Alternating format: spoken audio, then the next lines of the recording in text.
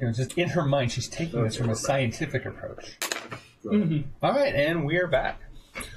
All right, so the Duke has just dropped a bombshell in your lap, and considering that you guys have only talked to him once before when you were first taken into the company, this is kind of a exciting thing here. I told you were in the correct place at the correct time. Yes, the world, the universe offers its ways to us. So should we go get our gear? Absolutely. And where are we going to meet it again? The Fat Ox Inn near the Merchant's Gate. Oh, yeah. So, meet you there at the appointed time? No, but I throw some bones on the ground. Is he going to keep lettering every time we say something? We must be there exactly 2 minutes before. Why 2 minutes? I do not know, but that is what the universe tells me. And I pick up my bones. I always pick up my bones afterwards. Okay. Just piles of bones everywhere. Okay, so... Actually, that's why I have to kill so many people. I head off to go get my gear. Okay. I always carry my gear because I don't have much. Okay. I follow them, and I make sure that I'm timing it so that I get to the Fat Ox in exactly 2 minutes before the appointed time. So how are you doing keeping that? track of minutes? I'm watching Burn Candles Where? in the tavern. Okay. Assuming they have those. I don't understand that. Timekeeping. They got candles. Yeah, but how is he doing the 2 minutes before? Well, That's up to me. yeah, that's going to I'm be up just to saying, you. are there any time pieces Okay. that he's able to reference? So, Yeah. you guys do have your own personal places that you stay, but you also have a space in your mercenary guard troop, whatever thing. So, wherever you prefer to go, get your things together. To buy some time, could I possibly stop by the merchants I'm wondering if I can get the hide armor instead of leather armor. Certainly. Do it quick. Since I don't have the prices of every bit of goods and whatever memorized, I will have to look that up real quick. Slacker. Yeah, I know. Oops. Now we're in character class. See, I miss the days when I could just drop my Dungeon Master's Guide and it automatically fell to the page. Yeah. I had an AD&D DMG that way that was so annotated and somebody stole it. Like I had all these custom charts and everything I'd written. It was perfect. I had some books where I could cut to within So 10 sad. pages of where I needed to be. Okay, so you want to upgrade to hide armor? Yeah. I want to sell my leather armor on. I want to know how much I can get sell my leather armor for. Okay, well, let's see here. Cool. Badly used. Oh, okay. Still in fairly good condition. So the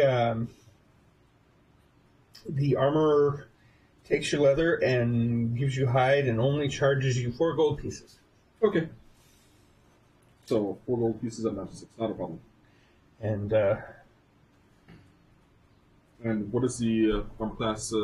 So that moves you up to 12 plus your Dex modifier. Nice. Dex modifier. Words and things. Okay. Well, that means my AC is up to a 12. I will note that here real quick. Oh, you can do that. Okay. So, anything particular you guys want to do? Because getting your gear ready won't take that long. Anything else you want to check on?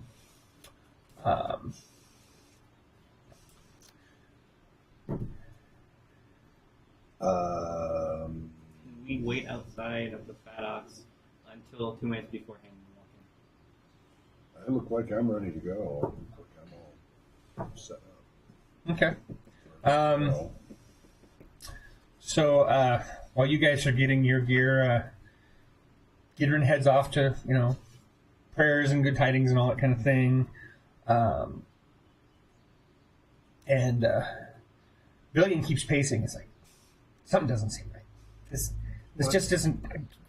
Oh, no, you always think everything doesn't seem right. Yeah, but the Duke always plans everything months in advance. True. This is... Why would he risk himself coming out in the middle of the city? No guards or nothing? Very important. It just doesn't make any sense. It's like there's something wrong with him. I'm going to cast Druid Craft. Trap? Okay. So... What is going to be the weather for the next day? Well, according to your senses and training, the weather will be absolutely perfect. Won't be too hot, won't be too cold. Shouldn't be any unpredictable weather or anything coming in. Couldn't pick a better day for traveling.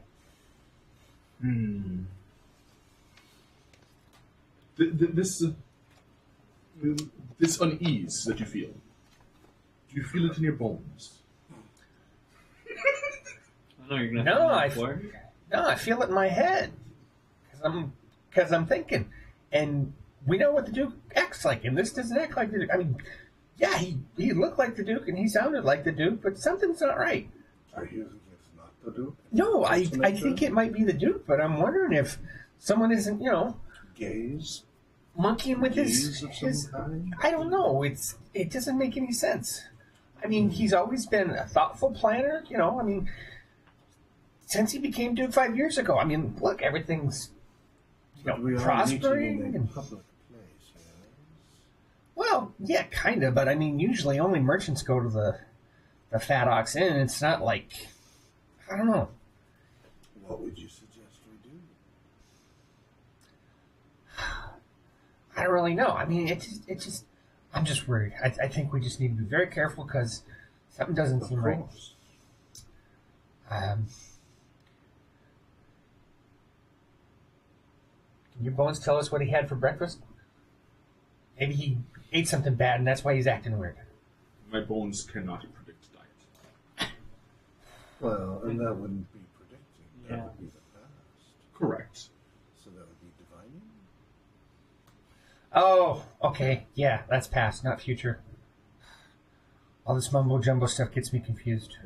It feels like you guys don't take what I study seriously. No, I take you seriously. I just don't understand it. There may be something to what you say, because my bones did say that we should be there early. So maybe if we get there early, we can foresee what a bit behind the curtain. But to settle your nerves, I shall cast my bones again. Okay.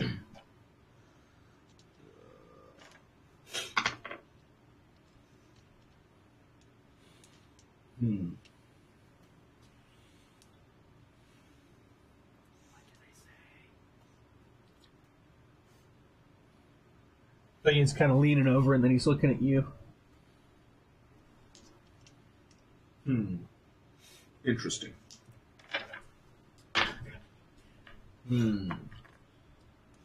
I see two paths ahead of us.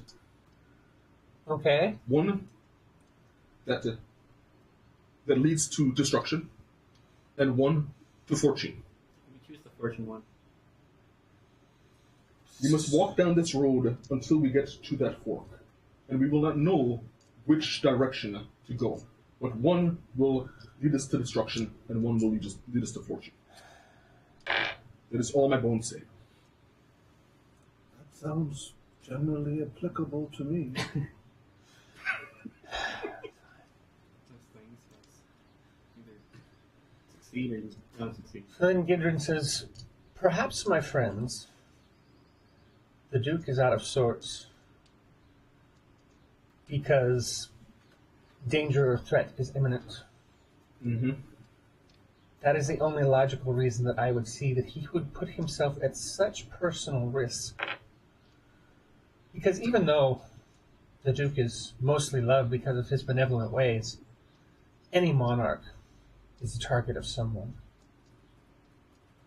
I think that perhaps his distress is mainly due to the fact that he is such a planner and something unforeseen has shaken his world. Perhaps he is scared himself. I'm going to check the time based on the position of the sun. Okay, you guys have approximately 20 minutes until you're supposed to meet him. Okay. While I'm looking out there, the line to go meet the Duke, is it still there? I thought you guys went to the Fat Ox. Can we see the line from here? No, you're. If the Fat Ox is kind of farther away from this, because the Ducal Palace is kind of in the central of town, and this, the Fat Ox is basically right next to the Merchant Gate, right on the wall. So you guys would not be able to see the line if you are at the Fat Ox. How far would it take me? How far is the Fat Ox from here if I walked? About 10 minutes. 20 minutes. 10 minutes. There and back. I'll be right back, and I'm going to walk towards where the line is. Okay. What about your 2 minutes early? I will run back. Do I remember the people that went into the palace coming out of the palace? You're talking about, Just. a few hundred people. I mean, I don't specifically need to remember specific people. Just I saw people go in, I saw people come out. oh yeah, yeah, and you would probably recognize most of them by face because you guys have worked together with different groups within these mercenary guard companies. So, yeah. So anyway. Perota, when you get there, it does look like the line has moved a little bit, but it looks like more likely that there's only been a little bit of movement, and most people have gotten frustrated and left. But the line is still fairly long. Okay, I'm going to run back to try and make it back to the Fat Ox with 2 minutes to 2 minutes to spare. Okay. You managed to get there with, we'll call it 3 minutes. And everyone else is just kind of waiting for you to do your mumbo-jumbo stuff. And so Perota is back, so how do we want to proceed now, folks? In Confident fashion. Well, he's supposed to meet us here. Yes. I found it odd that if the Duke is supposed to be meeting us here, the line for the Duke is still there. Yes. I don't think people will realize that either the Duke is still at the palace, We're on the no-list list. or he's not letting people realize that he's not there. Well, when we talk to him, maybe we can find out instead of trying to guess everything. Yes. Can we go in now? Yes. All right, so We'll follow you. I head in 2 minutes early. okay, so everyone kind of goes in after you, and when you first walk in, the only ones you see are the innkeepers. Again, mostly merchants hang out here, and it's just coming up on noon, and most of the merchants are usually engaged in other business, so there's really nobody else in here. Mm-hmm. Then a wagon driver comes in from outside, and he isn't paying any attention to you, but as he walks by, he drops something on the table and goes up to the bar. And you guys take a look, and you realize it is the Duke's signet ring. And But not the Duke. no, but not the Duke. And we all see this. Oh yeah. Give each other meaningful glances. Then he comes back with a bear, and he says, "Oh, I'm so clumsy. I'm always dropping stuff. I do apologize. Being so rude. if you guys want to meet me out in the stables, I will be glad to make it up to you. And he takes a quick drink, heads out.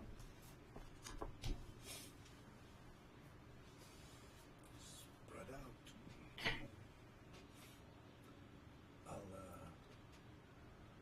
I'll head in first. You have my reader?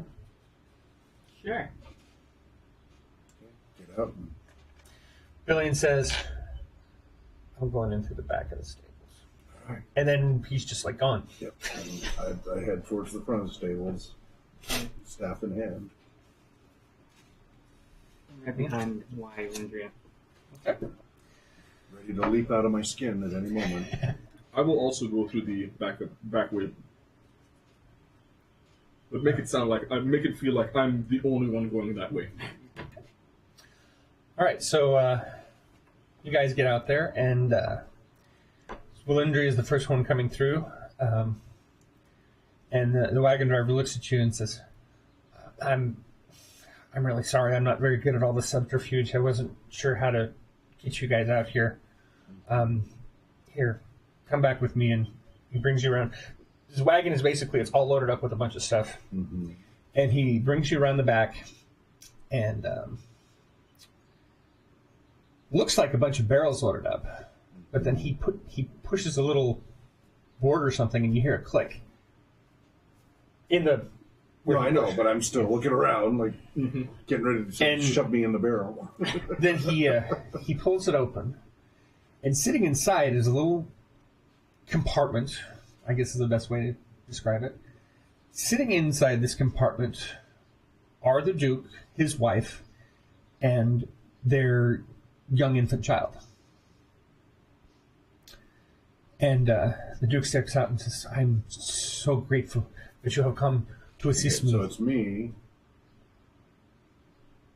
And Gidron followed you, Okay. and Riley. And Billiam's watching from the back door. Mm-hmm. Okay. So I gesture for Billiam to join us. Pokes his head out and meanders over. I come over as well. Says, and the Duke says, I do apologize for the chaotic manner of things. However, it has come to my attention that there will be an attempt on my life.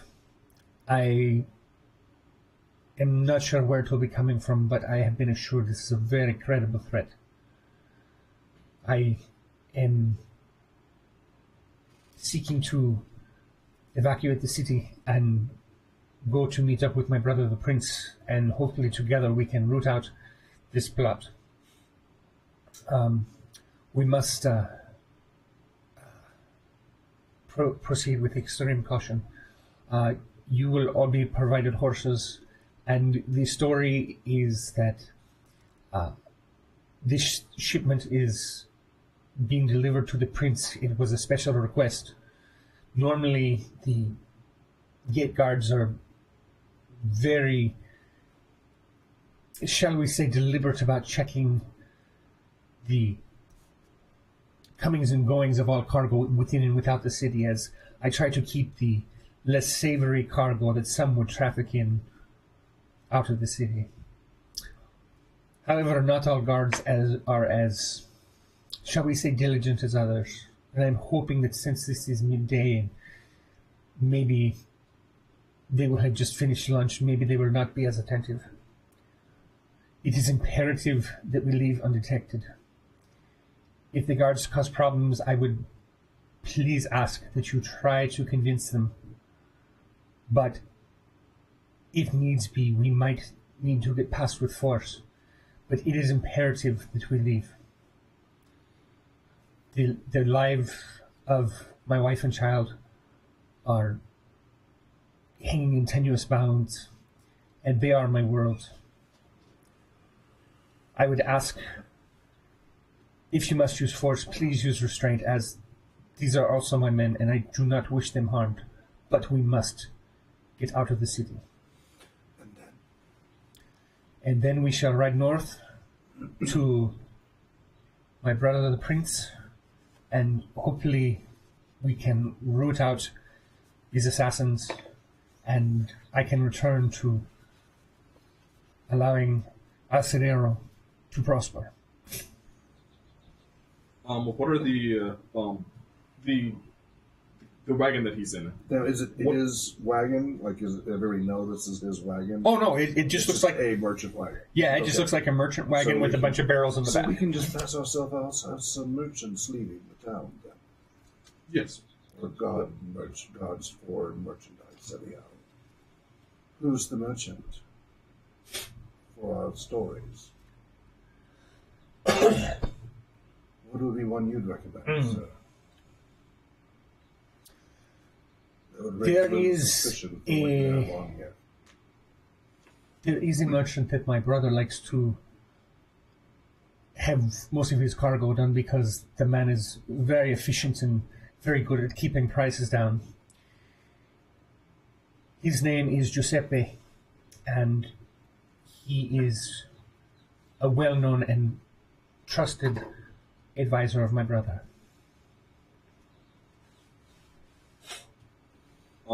The wagon. What type of goods and stores are in here? At least it's illusion of. Yeah, it basically looks like in the front there's like 4 big crates that are stacked up, and then behind those it looks like there's a bunch of barrels. Okay. But the barrel area is actually a secret compartment. Okay. And what's in the crates? Can I tell? Just some foodstuffs and other. Basically, the premise is that, maybe the prince is having a party or something and needs, because the barrels look like wine barrels, and so this is expensive stuff that the prince needs as quickly as possible. Stay here just a moment. I will be right back. And I run off. Mm-hmm. I go to the merchants, and I want to buy 3 cloved rings of garlic. Okay. That would be, I don't know. 3 copper? Yeah. 3 copper, yeah. Okay. Garlic. So anyway, the Duke gets back in, closes the thing, and the wagon driver... Before that, I've actually put the rings around their necks. Around whose necks? The prince, his wife, and his son. And Duke. What are these for? To protect you. We're going to be stuck inside this thing. We can't take... They're going to God. be cooked in garlic. If you want to protect us, hang this on the outside of the barrels. And he pushes all the garlic things back at you, and they gets in, and they close the door, and the wagon driver's arranging the tarp. I'll go climbing up onto the roof on top and get a nice, comfortable, cross-legged lotus position up on the roof. He's providing horses for all of you.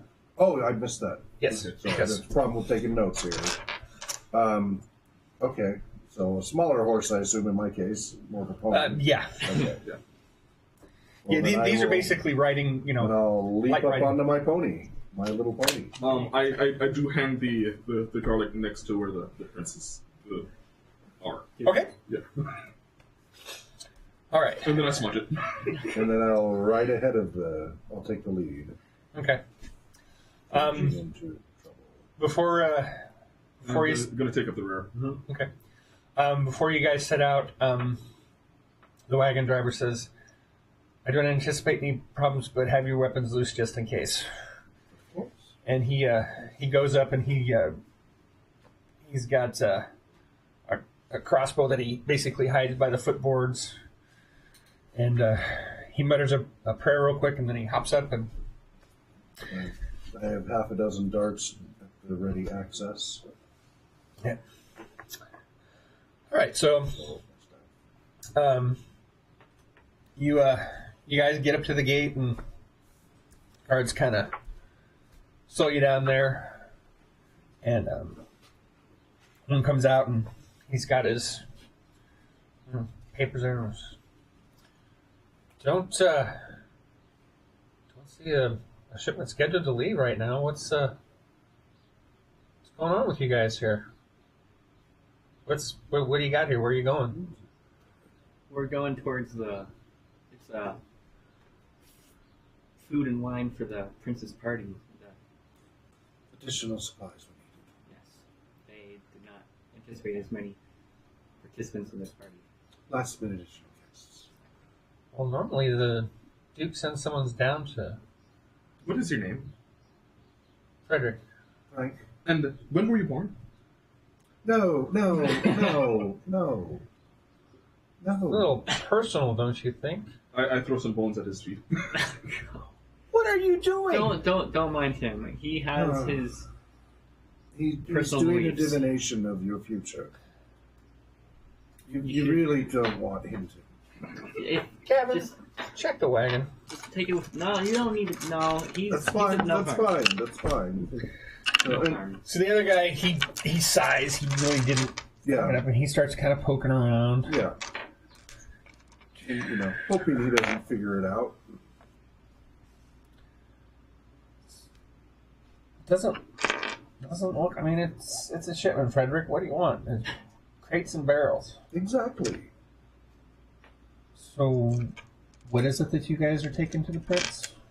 Just supplies that we need for the lodging and such. It is a party.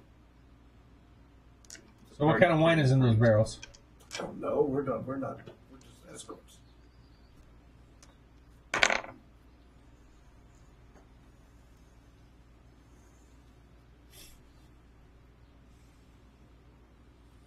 You guys in Beltran's group? That's your major. That's what? That's Major Beltran is your. Yeah. Yes. Does he know you guys are here? Yeah, Give a nod. of course. Not much work right now, so we're taking some small coin and doing as escort.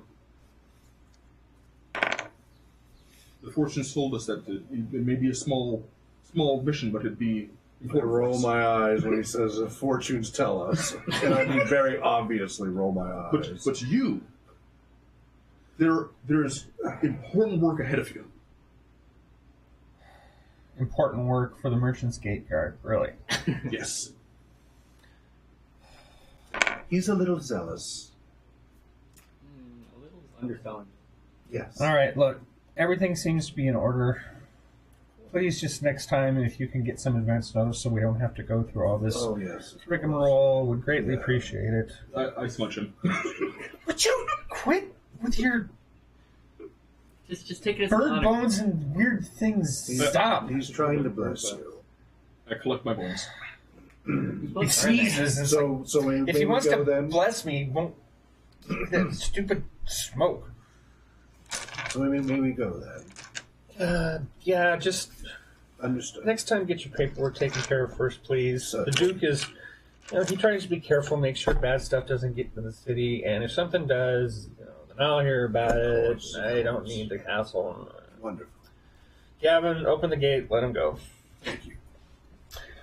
All right, so you guys are going out on the road. You have managed to get out of Alcedero without That's hurting anybody. transgenerational big time. He just did on the road again.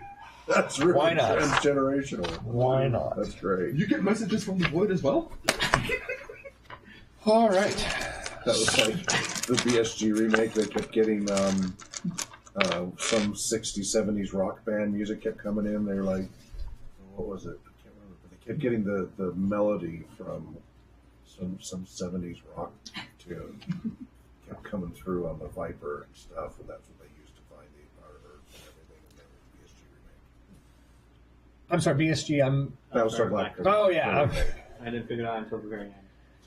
That's fine. No, I normally would have got the reference, but like I said, I said it too late last night getting this tightened up. So, all right. So, the first major obstacle, thankfully, has gotten past without anybody getting hurt. And you guys are pretty confident that the Duke will add to his normally generous rewards because you didn't have to hurt his own people to do this. So, As we gather along, I mentioned, I'm quite happy that the guard was able to find his important work. That being, letting us through. That is the facial expression my character does. Rolls the eyes, drops the head. You know, Perona, if you keep sticking that smoke in people's eyes, one of these days somebody's going to punch you. I've sometimes found that when I put when I roll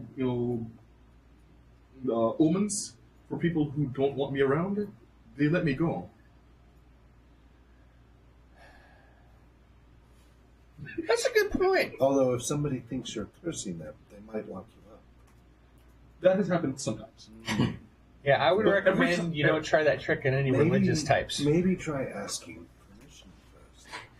Gotta remember, not everybody's as tolerant as Gidron here. Although every She time just I've been chuckles. locked up, it has always led me to better places. It's kind of funny. All right. I'm here, am I not? So you guys are riding along, and as predicted, it's a great day for a ride. If it wasn't for the fact that you were so stressed about the Duke's imminent peril, Isn't this a wonderful day? This would actually be for a really ride? pleasant. Nature in full glory. and the wagon driver says, yeah, careful. Things have been kind of hectic on this road lately. They haven't been able to patrol it as much. So some of the wild animals have managed to get back, and I'll ride ahead about 100 feet. Also, the bandits have found out that this road isn't as well patrolled, so we need to be careful. In that case, today is the perfect day, because with it being clear, it is easier for us to see things. Had it been I ride overcast, ahead or 100 feet, watching, checking, I'm looking, staying by the cart. actively looking for ambush. Everything looks pretty good, and fortunately, this stretch of road, it's pretty much a straight shot. So you guys actually have really good visibility, and not much else really going on. So, anything you guys talking about while you're going, or are you just looking around like a bunch of scared little Not sparrows? scared, prepared. I'm oblivious. All right. Without the stars to guide my path, I feel blind. What about that one star that's... That's not a star. Are we going to get into that debate now? Yeah, you're going to debate with the barbarian about whether the sun's a star. That'd be fun. All right. So, I wasn't. Are you the barbarian? No. I'm a barbarian. Oh. yeah, barbarian named Pacifist. Hmm. All right. So, fortunately, really couldn't ask for a better traverse. And finally, it's getting towards dinner time, and you make it to this old but looks like a very well-kept roadside inn called La Mesa Grande. And there's nobody else here. And part of it just, as the wagon driver said, people just aren't using this as much. And you guys didn't see anybody on the road ahead of you, so pretty clear shot. Colorado, Southern Colorado, Mesa Grande. Oh, Or is that New Mexico? Somewhere around there, Fort Worth. I just wanted to call the inn the big table, so. Spent time with the Navajo near there. Oh, okay, cool. So, and we get in, and this really,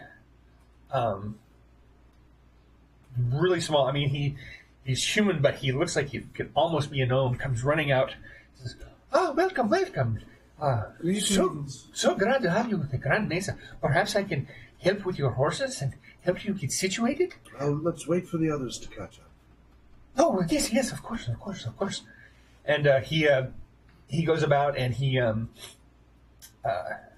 goes into the stables, and he's kind of fluffing up the straw, making everything. I'm going to do a circuit around the location. I'm on my horse still. A basic inn. Check There's for anything out of sorts. There's some rooms upstairs. There's there's the cookyard. And there's all this. There's a small stream running by, and Any woods nearby or anything like that? A couple of trees? this area is actually fairly cleared for probably. Oh, you're looking at like 100 feet in any direction, and then it just kind of low scrub, and then eventually, some trees. But I'm going to ride that perimeter, looking closely into the Okay. area. Do a really thorough What check. time is it?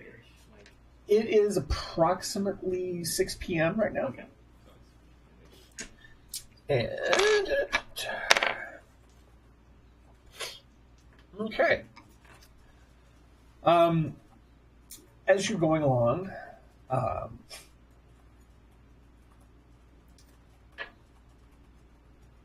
you're just kind of checking the area, whatever, and then you go under this tree, just kind of poking around, and directly above you, you hear this. I try not to respond to it and pick up the pace riding away back towards them quickly. Okay. As you head out, you. Is it something I know? Like, is it a known code among our... Sounds like an owl. Okay.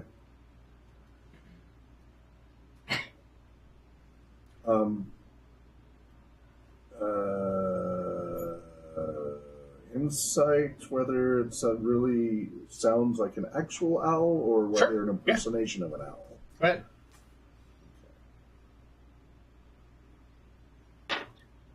14. Okay. Definitely sounds like a real owl, and you're thinking it's a little bit early for Yeah, owl to be chirping. yeah. So, a good impersonation, maybe. So, no, as far as you can tell, this is definitely a real That's owl. fine, but I'm going for backup just in case. Okay. So, Do you kind of scope around as you're heading out? yeah, I mean, I keep Okay. my eyes open, but I'm trying not to As you're driving away, you drive in. riding, anyway, kind of through the trees and stuff there, you see, you can see the head, and it's an owl, and it is probably the biggest owl you've ever seen or heard of. Looks really old, like older than an owl should be. And, it's watching you. I mean, with its normal owl face, so it looks a little bit intimidating, but it doesn't look like... Nature lore, if there's anything I would know from my background. Go ahead. 15. Okay. There's definitely more to this owl than meets the eye. You don't feel threatened. Just transform. That's a robot. It's more than meets the eye. Yeah, and this owl could be a Anyway, robot. go ahead. And as I said before, it seems really strange that it is this active This early. this early. And so, I'm still riding for backup. okay. Yeah, and it just kind of watches you as it goes. You can kind of see it, shifting as a So as branch. they come riding up, While he was out, I was Yeah. checking if and I don't expect them to be, to see if they had any wards up, like salt by the entranceways and whatnot. Give me a perception check.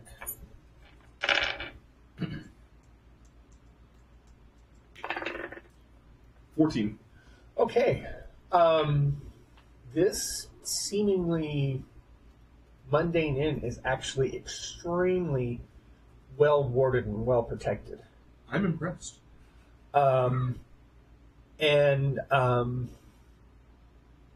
Also, a lot of these things look extremely old.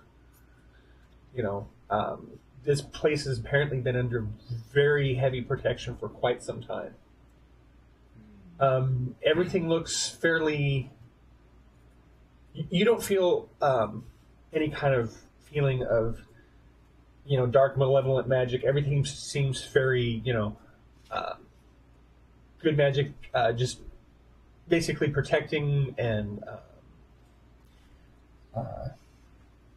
you get the sense that some of this magic, some people may not even know how to do anymore. I'm going to center myself, ground my energies, and try to sense. Does this feel like home? Does this feel like home? Interesting. Why don't you give me an insight check?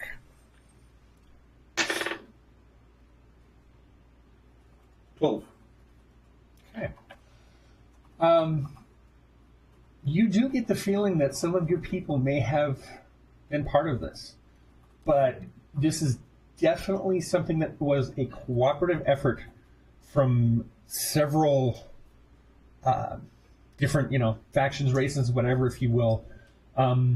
So either some people really like this inn, or this place has not always been an inn. Okay. But either way, you would have to be somebody serious to cause harm in this place.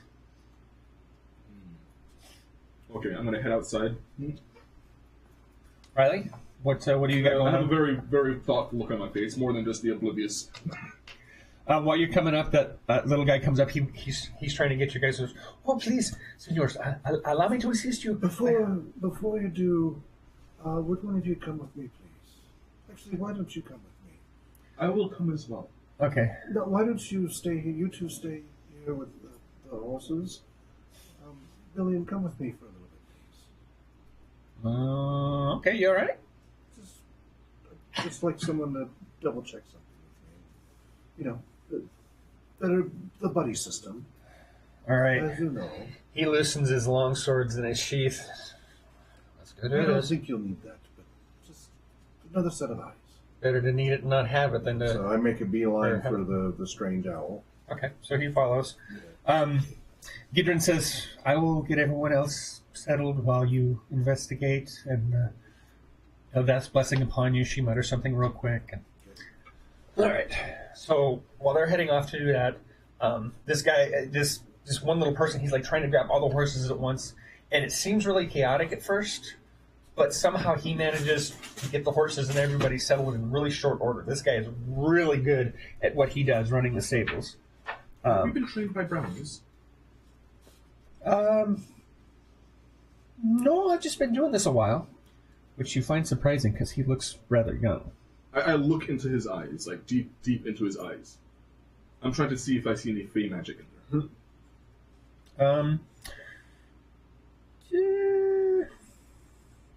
Insight. Let's see what you got there. 7. You get a rough sense that this guy's more than meets the eye, but he's probably okay. If he is hiding something, he doesn't seem like he's a threat. But very likely he's not just a little human. I'm going to bow deeply to him, and I say, I feel like maybe somewhere deep in your ancestors' history, there may be a bit of a fey blood in you. He kind of winks to you and says, I don't know what you're talking about. Sorry, I messed up the accent. I don't know what you're talking about. Do I notice that? So did we decide if we were going to have Riley do paths for you or not? We did not. I don't know. Play archetype specialists. I thought this was supposed to be my baseline just to see how well I was. Well, we did it to Dan. Oh, no, that's... Because you've actually had a little bit of training advance, so you already know a little bit more than normal baseline. Sure. But if you're not up for it, we can if you want to, yeah. All right. Hey, Riley, give me a perception check real quick. Okay. 20. You notice this guy basically having fun yanking Corona's chain.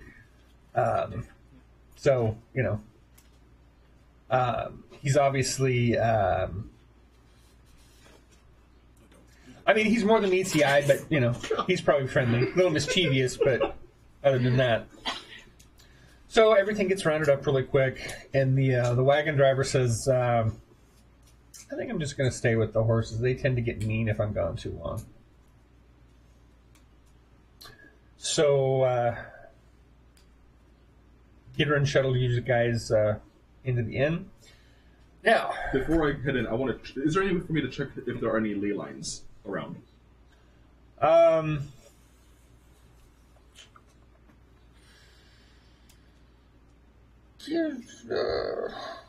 Let's do Arcana on that one.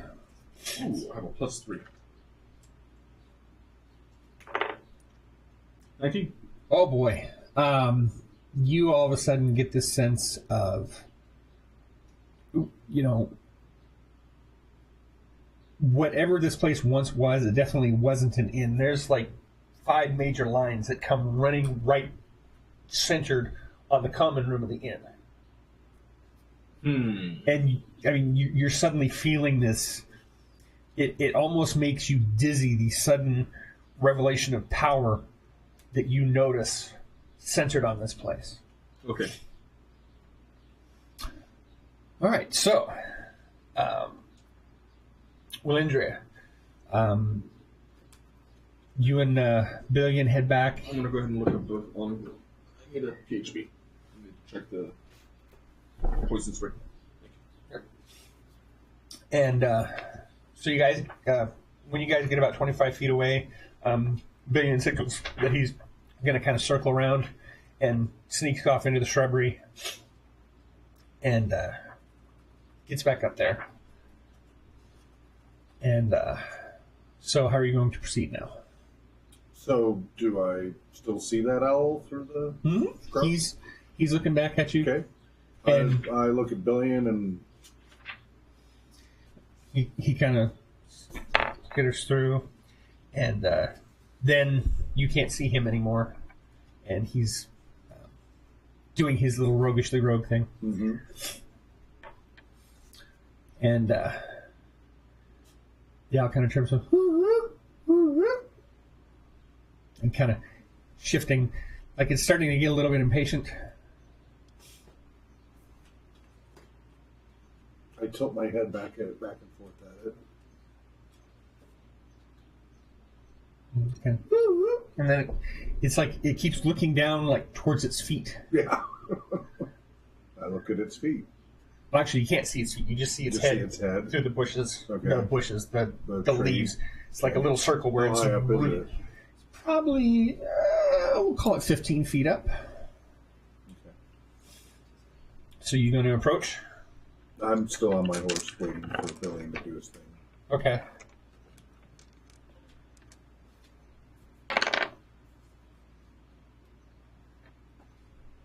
I'm just basically making faces at the owl. Yeah. Okay. The owl is starting to get more and more impatient, and then Billion kind of he pokes his head out in a bush nearby, and he's like, he doesn't see anything wrong. And do you see what's at its feet? Or is it just looking down at you? Well, he's actually kind of behind and off to the side. Yeah. It keeps looking down. Well, there's nothing at the bottom of the tree. Where about in its feet? He kind of signals to you he can't see because the owl's kind of sequestered back in where the tree is. Well, all right, cover me. I climb down the horse and, walking with my staff, head into the undergrowth and then to the tree that it is and try to climb the tree. Okay. Just as you approach the bottom of the tree, Yeah, what do I see? The owl kind of shifts, and then it actually holds out one of its claws and drops something, and kind of flutters to the ground. It's a piece of cloth, rather rich looking. Give me a history check. 7. So Pick it up and go, hey, Billion, do you know anything about this? So he kind of looks around and he comes out and he takes a look. The owl just dropped this. Strangely. This pattern looks like came from the delivery that the prince's personal guards wear. Why would they be out here? Uh-oh. This doesn't make any sense. Can you show us where you found this owl? Who knows? I took that not how you meant it the first time.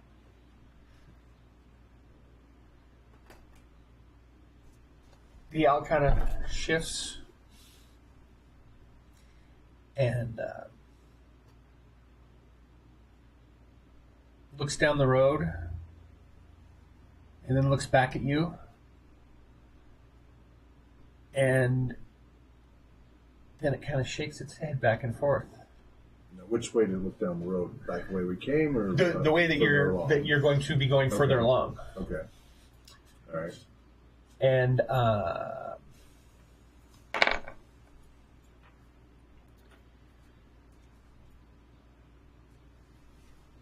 you kind of feel sort of a tickle in your brain, like almost like somebody's whispering to you, but you're hearing it in your head and not through your ears. And it's not really something spoken, but it's a feeling of just kind of foreboding and dread, and something to, like, that this consciousness is trying to warn you to be very careful proceeding. Okay. And then the owl flies off. And you get a full look at this owl, and it's So massive. is this of the old ones, or Maybe. in my limited knowledge of that my character has at this point? Could be. I mean, you're far from home, so who knows what the old ones are like here. Thank you, old wise owl. What are you thinking the owl for? Well, didn't we already know that? I mean, we always have to be careful going ahead. That warned me. Oh. Yes. Oh, boy. So extra careful. Not that you're not already careful yourself. I knew I should have had more eggs for breakfast. Well, it is dinner. Well, let's go back and tell the others. Okay. All right, leap back on the pony and ride on back. So they arrive at the inn, and as you guys are getting settled, really big guy comes. So I hate to do it, but I got to go start setting up for the Society meeting. Absolutely. So I'm really sorry we didn't have more players with you today. Go ahead and continue. Yep. So I'm going to throw in my notes right now, just because I'm not going to get. So, good job once you got going on the voices. It's one thing to apologize at the beginning that you were tired preparing for all this. Don't keep doing it. Right. Yeah. That will, with new players, with us it's fine. We're giving you feedback, but this is a lot of people do this. You don't want to keep doing that. If you want to do it once at the beginning, understood. You've done your disclaimer. You've done it half a dozen times. Okay. Once was enough. Sure. We understand. You're tired. You worked hard on this. You're belaboring the point. Okay. And it still doesn't excuse making mistakes to keep saying that, right? It doesn't make it any more understandable. And if you're dealing with like at-risk populations and stuff, it's going to lower their estimation of you and respect and stuff if you keep saying it. It's okay to be human and say it once. Don't keep doing it. Okay. More orderly on making sure everybody gets equal turns. I've been able to hog the time really easily. Yeah. Okay. And I was testing that. Right. Okay. To see if you would rein that in and give them more turns because the quiet ones aren't getting to play. Gotcha. I'm often the quiet one because I'm doing notes and such. Sure. But I was testing the other because I've noticed that before. Okay. The squeaky wheel gets the grease with you very easily. Okay. You need to actively keep rotating and limit the time. You may want to use the little counter. So on the other side of your screen is that purple to limit each time a person. Keep flipping that, and every time it runs out, grabbed that earlier. Every time you flip it, go to the next person, and then flip it and go to the next person. Wherever they're at, you just keep doing that as a reminder to yourself. Right. Okay. So just remember, oh, it ran out, I got to flip. Oh, it ran out, I got to flip, and that means go to the next person. Okay. Now we've got different size timers if you prefer different amounts. That has written on there whatever the time is.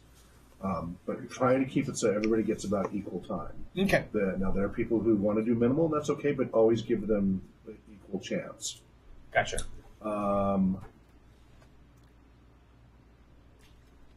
That way you don't have any one character dominating. Blah, blah, blah, blah. Gotcha. Again, I was testing that. Those are the two main things. You caught yourself not voicing at first with the Duke. Since then, you've been voicing fine.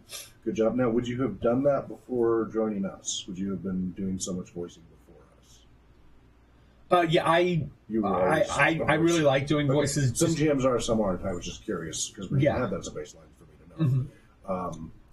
And this is not an adventure I would use at a setting where we're trying to get things underway quickly. Right. It's a little too open-ended, not railroady enough to get things going quickly.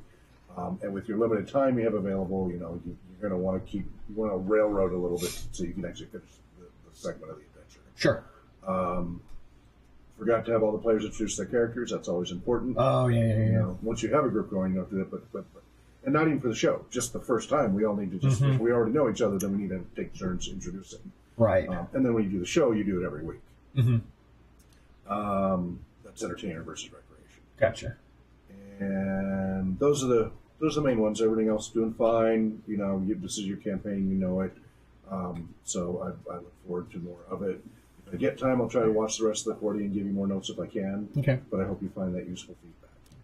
And just out of curiosity, would you guys be interested? Because this is like a long, sprawling full campaign. This is just the introductory thing. Right. Would you guys be interested in continuing this in the future as a workshop thing? It's possible. We have limited time, so it's always I was always thinking a constraint. I was always thinking maybe once a month just to help me keep my GM skill sharp.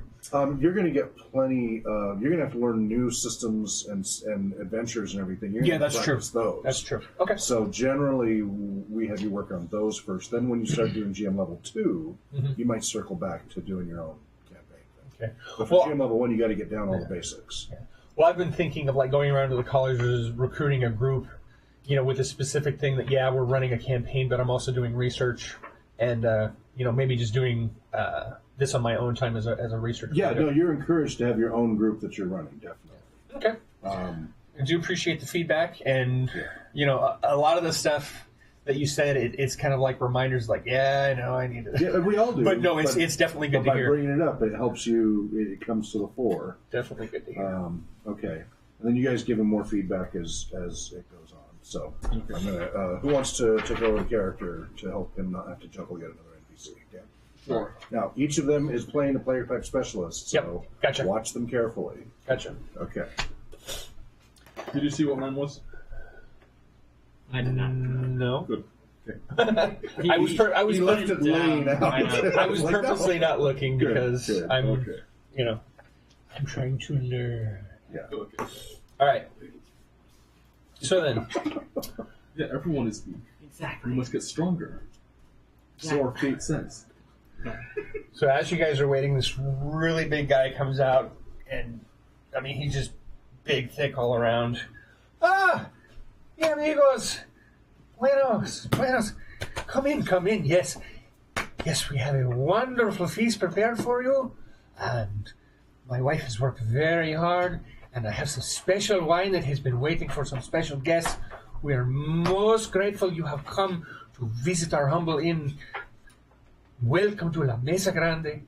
Please come in. Okay, I want to use thaumaturgy to make my eyes go completely black and have a starscape in it. Okay, you can do that. And then I want to stare deeply into his eyes. Okay. Oh my goodness, we have a performer in on the mist. Oh, that is wonderful. I'm trying to see if there's any fear in his eyes as well. No. No. Nope. No. Okay. He's just a big happy human.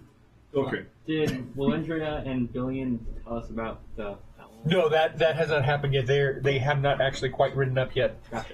And I'll let you know as soon as that happens. Please, you all look so very hungry. Please come in and rest. We shall feed you. We shall give you some wine. You shall relax so you can continue tomorrow on your journey refreshed and strong. Más fuerte.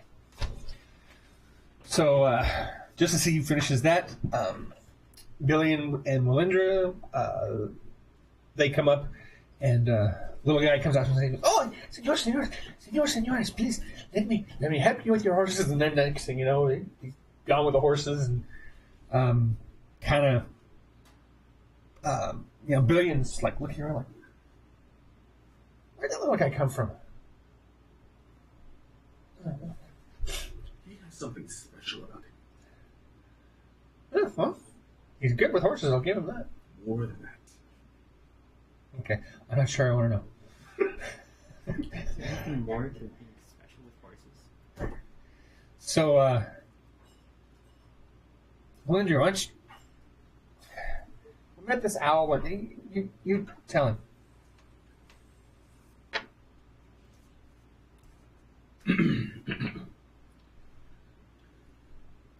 It was a scrap of paper. It was a scrap of cloth Scrap of cloth. looked like it was the. It looked like the livery of the prince's personal guard. Okay. More in the confines of the group. Oh, Yeah. yeah. The innkeeper has gone back in now. He's getting things prepared and stuff. So you guys are talking just amongst yourselves. I'm now. gonna bring it out and says, an owl, a very large owl, dropped this off, and let me know that the way north is I guess dangerous. Can I go to the stables? Yeah, if you want. Is the short man? Mm-hmm. He's just there. He's rubbing down the horses. He's getting, and he just moves really fast. He's very efficient stuff, but you're just like, you're wondering how someone can have so much energy.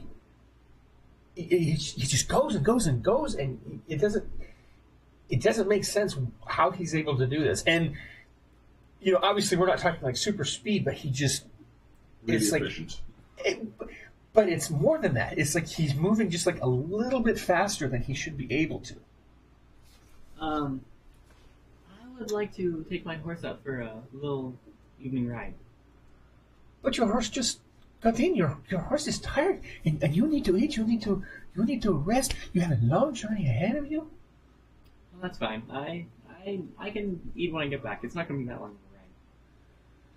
a ride. As you wish, Senor. I worry for company.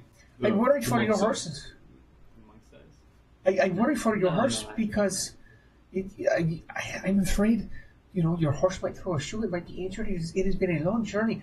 Your horse needs rest, Senor. I try to persuade him to let me take my horse. Rope. 17. All right, Senor, if you insist. He goes over, pulls your horse out, and he's like grabbing the saddle, doing all just bam. Okay, I'm going to get on my horse. Alrighty. And he says, please, Senor, try to avoid rough terrain. I worry for your horse, and I do not want you to have a lame horse for your long journey. I should be staying on the road. Okay. If you need anything, I am at your service. Senor, I am your humble servant. Thanks.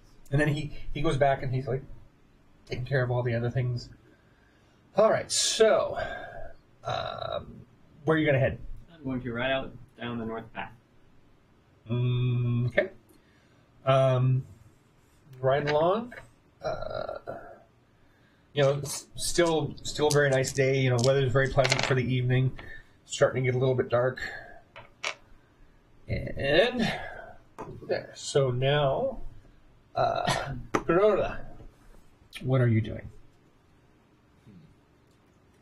I'm looking for a good place to cast bones.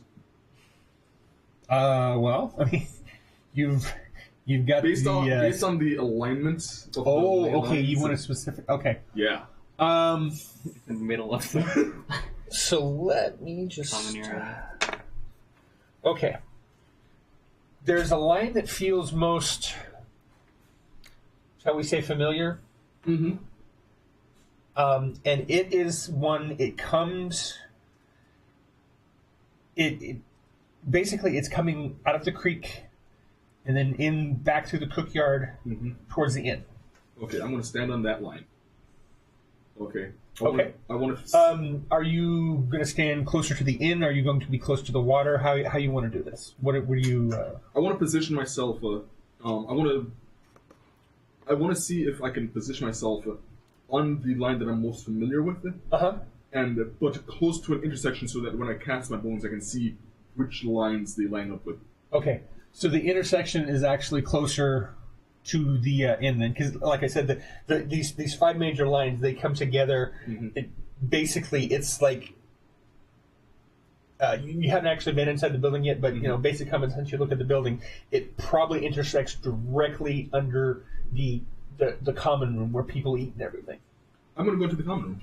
Okay. You go in, and Gidrin and Billion have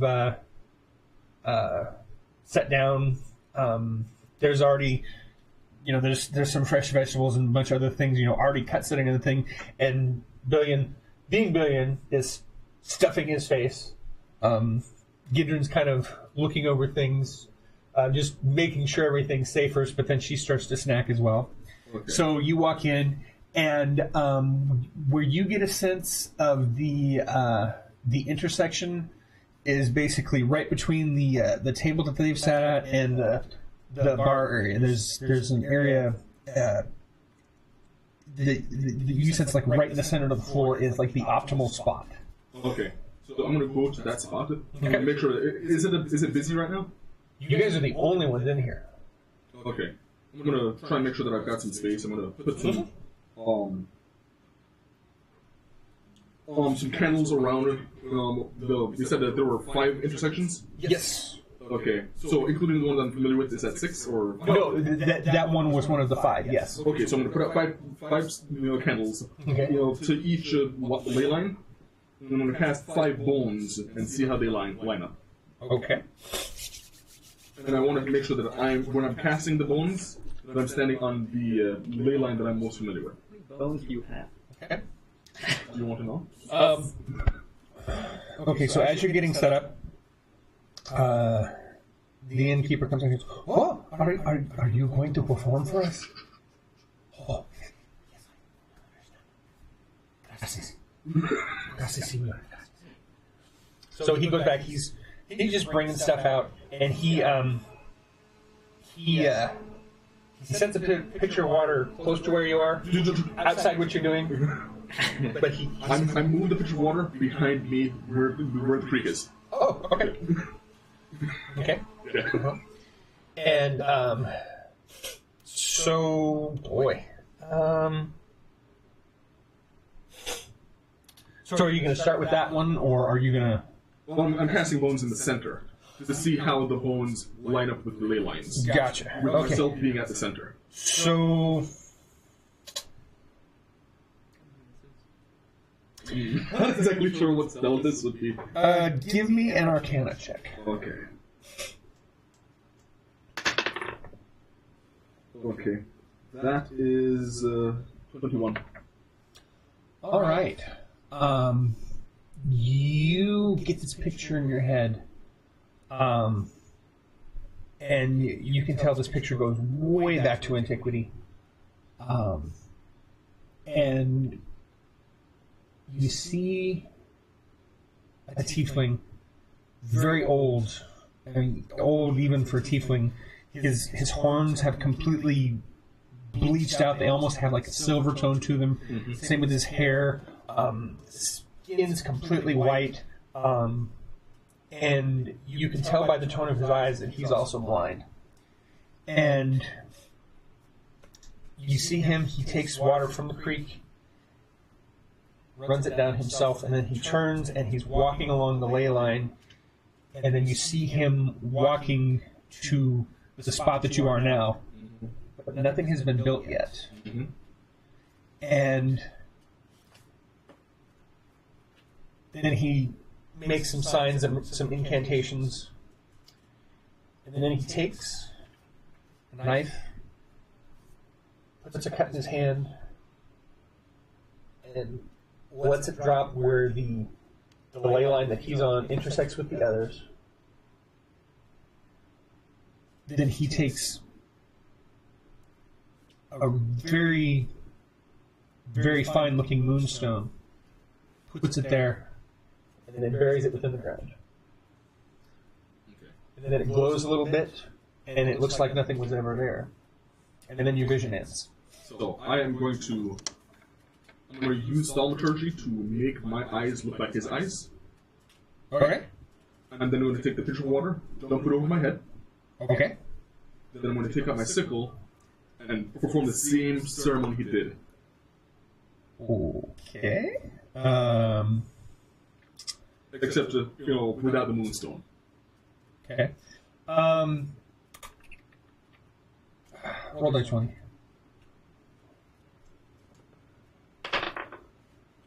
Okay, you're fine. I just want to make sure you didn't overdo it and really damage yourself. Okay, so you do that, and then you... I'm assuming you let it drop in the same spot? Yes.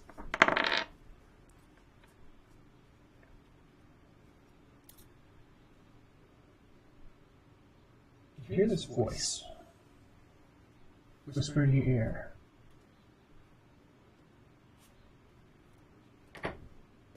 Thank you, my daughter. Thank you. Your contribution shall help preserve the strength and the sanctity of this sanctuary. Your hand heals. Okay. So now, Willindria. What is Willindria doing? Oh, Willindria. Okay, Willindria is... And just so you know, while you were doing this, Gidron and Billy, and they're just chowing down. They're not... I mean, they're used to you being odd by this point, so they're not even phased. Okay, Willindria, is going to go over to the... is the king still in hiding in the wagon? Yes. Because you guys are too close to the city, so he's... He's going to take the claw to the king. Okay. I guess prince. And ask... Well, actually, he's a duke. The duke. The duke. Yeah, it's prince's... Yeah. Sorry. Yeah. He's going to take the cloth, I guess, to the duke and see what he thinks of it. Okay. So when you get out there... About the... Wait, so is the cloth the prince or the duke's? The cloth belongs to the prince's personal guard. Okay. Hi.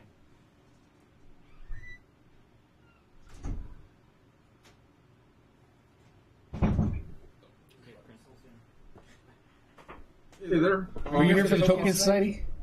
I thought it was. They're in the living room there. Sorry for interrupting. Oh, No no, problem. perfectly fine. Yeah, it is the prince's hand-picked personal guard.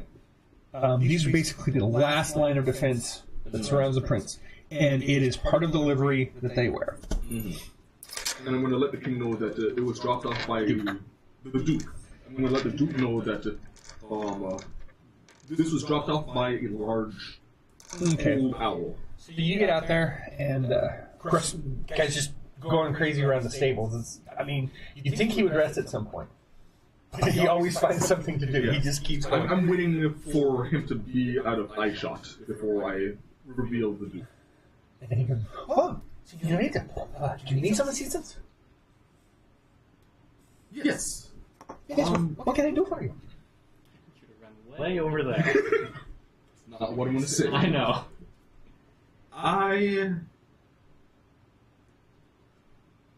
Considering the speed that he's moving about, and the speed that I know that I can move about because I'm a monk, I want to try and figure out a task that's going to take him a while away from here. Okay. So let me know what you think of.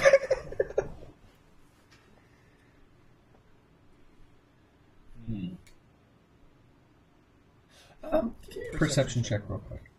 Sure.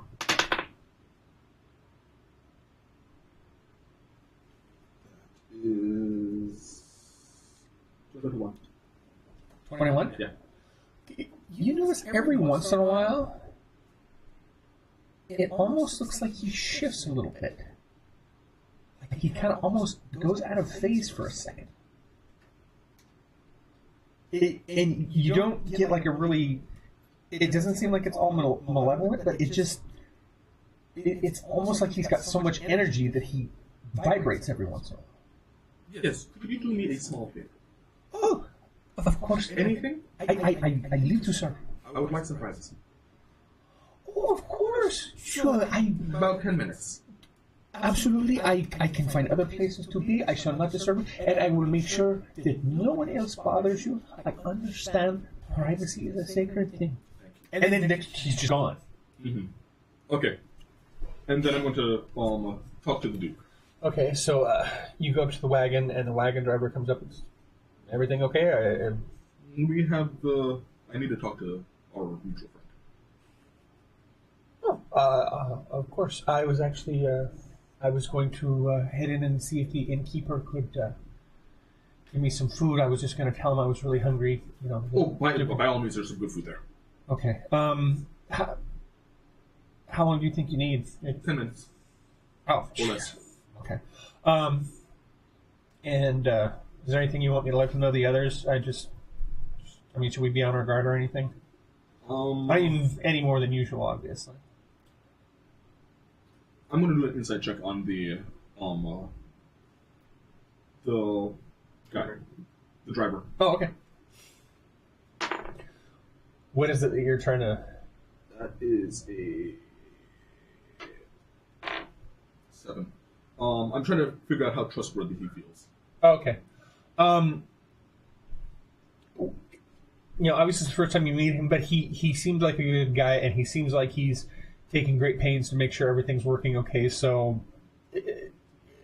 you know, as much as you can trust somebody you just met, he seems pretty... I'm going to say, I would say that a little birdie told me, but this was not a little bird. Told me that there may be some danger up ahead. Okay, so if not a little bird, what... A big owl. Oh, really? Yes. You know, I've heard stories of this old owl spirit that hangs around along this road. Rumor has it that it was an old elfin ranger who somehow passed on, but is still guarding this area. So, Well, if it were him, he left me a message that I'm trying to deliver to the Duke. oh well, yes, by all means, I'll go check in, get food for the Duke and his family, and head on in. Okay, I'm going to remove the clothes. Before you do that, so you're out riding on the path. What anything you're looking for? Just anything out of the ordinary. I was told that there's danger on this path, so I'm looking for anything. Okay. Going along, and everything seems pretty okay, but I keep getting this sense it's like you see something peripheral, but you know every time you look, something's not. You know, it almost feels kind of otherworldly, like there's something near, but you can't quite get a look at it. Can I yell out who's there? Of course. I'd like to yell out who's there then. Nothing really responds. Give me a perception check real quick. Okay, 22. Okay. You've noticed that the normal woodland noises that would be going on right about now seem to be subdued. And, you know, based on your experience out in the wild and stuff, That's not how it normally works. yeah, the animals should be making more noise. You know, something nearby going on. Can I yell out again? No, I know you're there.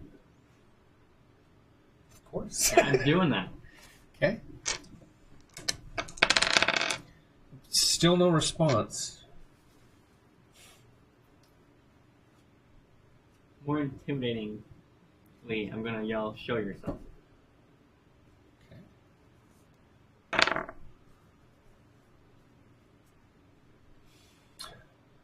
Right after you say that, basically, if you saw a reflection of yourself, but it was pretty transparent and silver looking,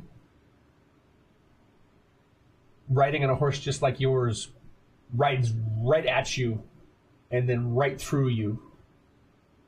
Going towards the inn? Or Yes. Okay. And you get a bit of a chill as it passes through, but you don't really feel anything other than that. And when I turn around, is it still there? Nope. Okay.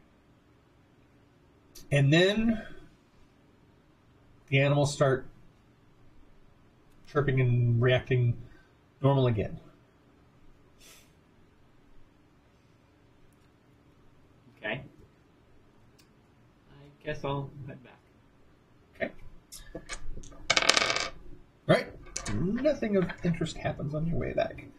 So, now we are back to Prirola. What are you doing? Okay. So I've done the ritual.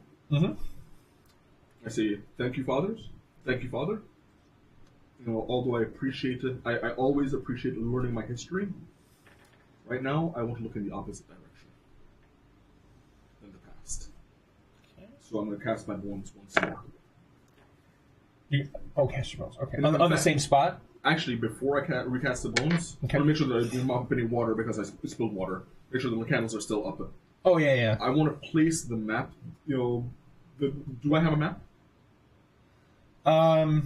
Yeah, you've got a general map of the area. Okay, I want to do the map.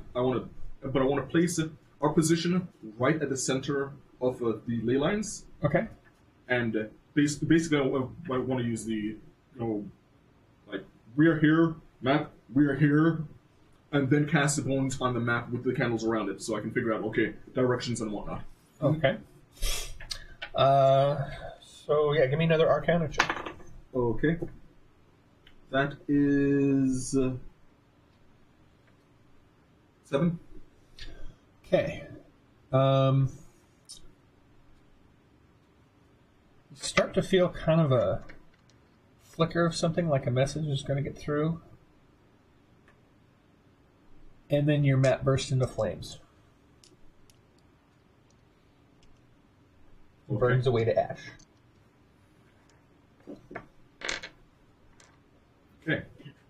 Good signs, right? That's what that means. Did anyone else see this? Nobody's really paying attention to you because they just figure you're doing your thing. And perception check. By the way, I kind of whisper to the guys, I think I'm going to need a new map. Luckily, you have a cartographer in the group. Okay. Is that perception? Yeah. 15? Just as the last little bit of ember is extinguishing and you're left with nothing but ash, you hear just the slightest bit of a very malicious laugh. But you don't hear it in your ears, you hear it in your brain. Okay. The last bit of ash. Hmm? Which direction, which coordinate is that coming from? Boy.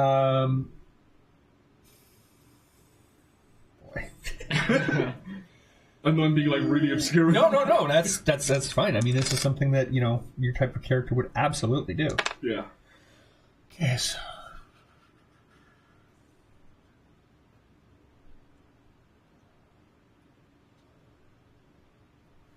South. South. Mm-hmm. And just for reference, the fire actually started in the center and went up, but south is where the last little bit of it extinguished. The last.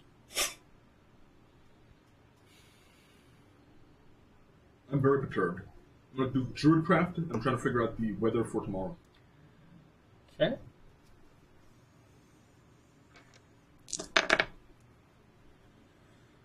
All right. Kind of get a feeling that it's going to be, possibly a little bit rainy, a little bit overcast, kind of dreary. Not horrible, but tomorrow might be a little colder, kind of unpleasant, depending on if the rain actually kicks in or not. Okay. And you also get this sense of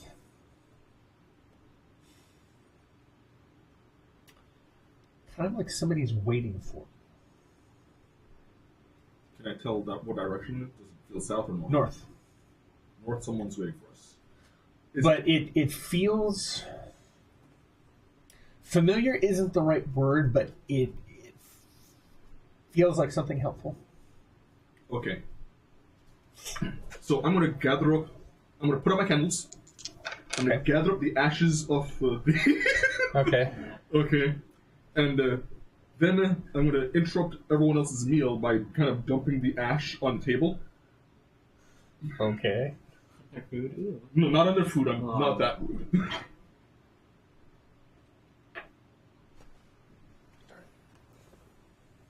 find it there. My back. Not that. Oh, what's that? Oh, I thought you found it. Okay, it was just a dice. We'll find it later. I see it. Okay, so you're doing your dramatic thing with your ash, and now, just as you do that, Willendria, you get the catch open and you open the door, and the Duke is sitting there, and his wife is just kind of rocking the baby, and he looks. Do you need any food? Is everything all right? Martin, the wagon driver, was going to bring some things for us. Okay, good. Well, I have a message for you. Oh, really? I hand him the cloth. This is dropped off by a large owl. Where did you get this? A large owl. A large. A very large owl. A very large old owl. Well, why would you have this? This is my brother. I also got the feeling that he was telling me that there was danger to the north. Well, I do appreciate the information. I will take it under advisement, but unfortunately we have to go north because we have to get that way to my brother. I will talk with the wagon driver. Perhaps there is an alternate road that we can take that is not so well traveled and well known. That is what I'm thinking. I'm very grateful for your assistance and your loyalty. You shall be remembered. Okay. And then I re-secure. Okay. Put the So clothes back. yeah. So as you're heading back to the driver comes out and he's got just like a ton of stuff, whatever. So everything okay now? Got it. Do you know squared if away? there's any alternate routes? Yeah, there's lots. Any that are less well traveled? Oh, sure. There's all kinds of different roads that have to travel for different reasons. I mean, I don't trust the road that we're on. okay. Any particular reason why? Little birdie told me. Okay. I think I'm going to need something a little more than that. The scrap of paper that I showed you earlier was cloth. The scrap of cloth that I showed you earlier was from the Duke's brother's personal guard. That doesn't make any sense because they never leave his side. And why does a large owl have it? Large owl Okay. that did not attack me, but let me know that there is danger to the north along this road. Okay, I know an alternate track we can take. Okay. Thank you. I'm sorry. Oh, no, I better forewarned. Yes. Okay, so Pasa, Yes. what do you got, Chip? So I'm riding back, Mm-hmm. and have I rode back? Yes, you have arrived now. Okay. I go into the stables, and Okay. is the short man there, or is he still? Just as you pull up, he comes around the side, and as you're pulling up, Willendria has started to walk out. He's like, "Oh, senor, allow me to assist you with your horses. Did you get everything you needed, miss?" To Willendria. Did you get everything you needed? Do you need more time? Do I? Oh no, I'm fine. Oh, excellent. It's just there are certain things that are needed, but we don't always know what we need. Oh, see, understood. So, can I help you with your horse, sir? Sure.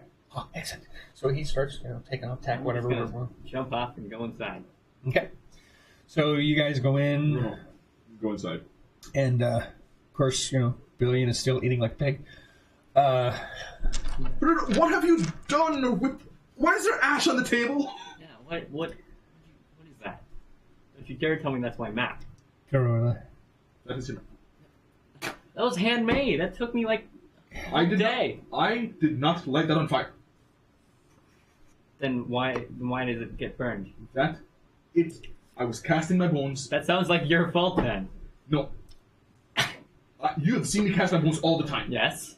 Okay? Uh-huh. You know how diligent I am with my handles. I do, but if you cast That your bones thing and my map lit- gets burned, the person who used the bones is at fault for the map. Your map has been able to help me with my portraits. And I strongly believe that there's a significant amount of danger to the south. Okay. And something to the north is expecting us. Okay. And unfortunately, something very, very dangerous knows that we're here. And that is what burned your map. And how did all these consequences come up? I was casting my bones. Okay, so it was your fault. Okay. Good, we established that. Gidron says, Pasa, I don't believe that what Pirora did caused that. I felt some sort of presence when his map caught on fire. Your map. I think that there are forces at work that are greater than we originally realized. And I think perhaps that something is toying with our friend to try and cause us all distress. We must remain resolute to protect the Duke, and see him safely to his brother. We knew this would be dangerous when we set forth, so we just must prepare ourselves and be on guard. We do thank you for your efforts to divine the future for our safety, Pirona. Someone appreciates me. Billion burps and mutters whatever. So, I'm going to collect the ashes now and put it in a separate baggie. And I'm then going to turn into like a fetish. okay. So just as you do that, the innkeeper comes out and he just keeps bringing stuff. There's just all this, and it's nothing very fancy, but all smells very good. And you guys are just like, your stomach's growling, just getting really hungry. And so you guys are gonna sit down and start eating and stuff. Of course I am. Yeah. And then about how many different foods are there? Oh, I mean, there's. Yes. You're kind of wondering. You're kind of wondering where some of these things came from, because I mean, some of the smells you get, you like, they don't have this kind of, these kind of vegetables, this kind of whatever, these kind of spices around here. It's like amazing, all these different things. And I mean, it's a very large table. This table could easily sit, maybe 4 more people. And then he comes back and he puts out some glasses and pours some wine, and he says, and just so you know, this vintage, it is very cleansing to the palate, very refreshing, but I promise you, it does not have a lot of, shall we say, hampering effects. So you will not wake up with a terrible headache in the morning, and it should not befuddle you greatly. This wine, the winter that I got it from, very specifically wanted to focus more on the flavor and refreshment than getting you silly. Okay, I pour a nice tall glass for myself. And but I drink. I'm going to leave that for last. yeah. And if there is anything else you need, just let me know. I shall be in the kitchen with my wife. And all of a sudden you hear, but he's like, "Yeah, I'm coming." Off he goes. Are there any other patrons in the? No, nobody else. You guys are the only ones. Like I said, the road was deserted. Everything was really, it was really quiet. And nobody else has driven up. So, yeah, As is quiet. normal for my dining habits, I cast my bones to determine what I'm going to eat first. You throw it into your. No. What type of creatures' bones are these bones? Okay, so Like, are normally they when someone casts bones, Dragon bones or they're normally like bird bones? lamb. They're normally lamb and knuckle bones. Okay. Yeah, So, that's standard. roll your bones. Let's see what happens. What do I eat first? A 14. Okay. There is actually something that you swear you've only had back in your village, which is another entire continent away from In that case, I must center myself with my history. I must get in touch with myself and eat that first. here. Okay. So, yeah, what you guys are eating and anything you talk about in particular?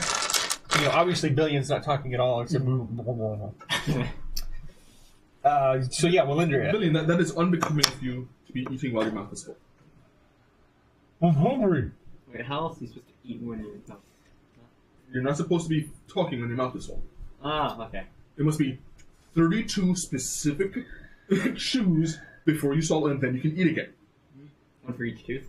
Yes. Okay. He swallows and says,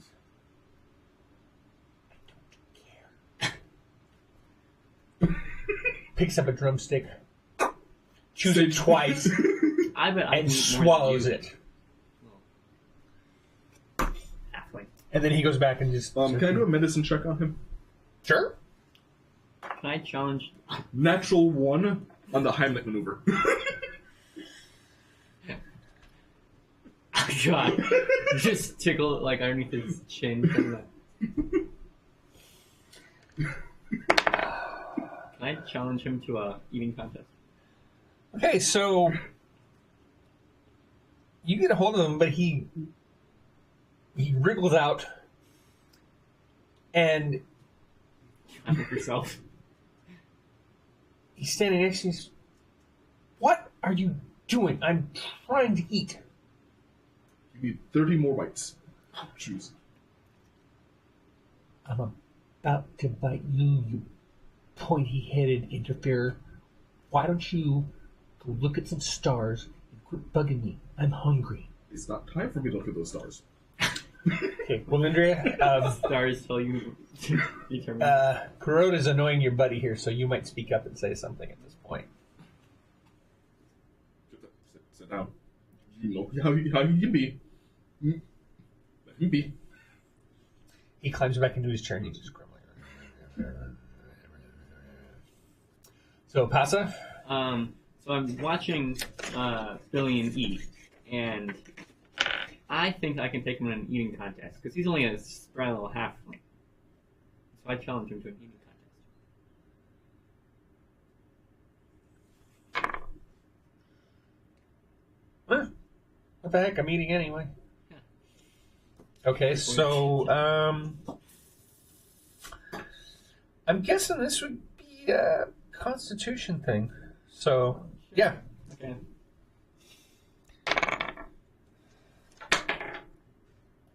$22. Is that a natural 20? No. Oh wait. No. I thought it was 16. Okay. It is close. You guys go for like 10 minutes just cramming stuff. Then at the end of the 10 minutes, you just know if you take one more morsel, you're just gonna explode all over the room. And as you sit back and take a deep sigh, Billion grabs 4 more muffins, crams them down his throat, and just keeps on going. I give him a. I rolled it at 20. Yeah, I figured. I give him a nod, and I now have a higher respect for his metabolism. All right, so things are kind of winding down, and then the innkeeper comes out and says, "Is there anything else that you would require? We have rooms prepared for each one of you to have a very comfortable night's sleep. Is there anything else that you that I can do to make your stay more pleasant, or if there is anything I can do, please let me know."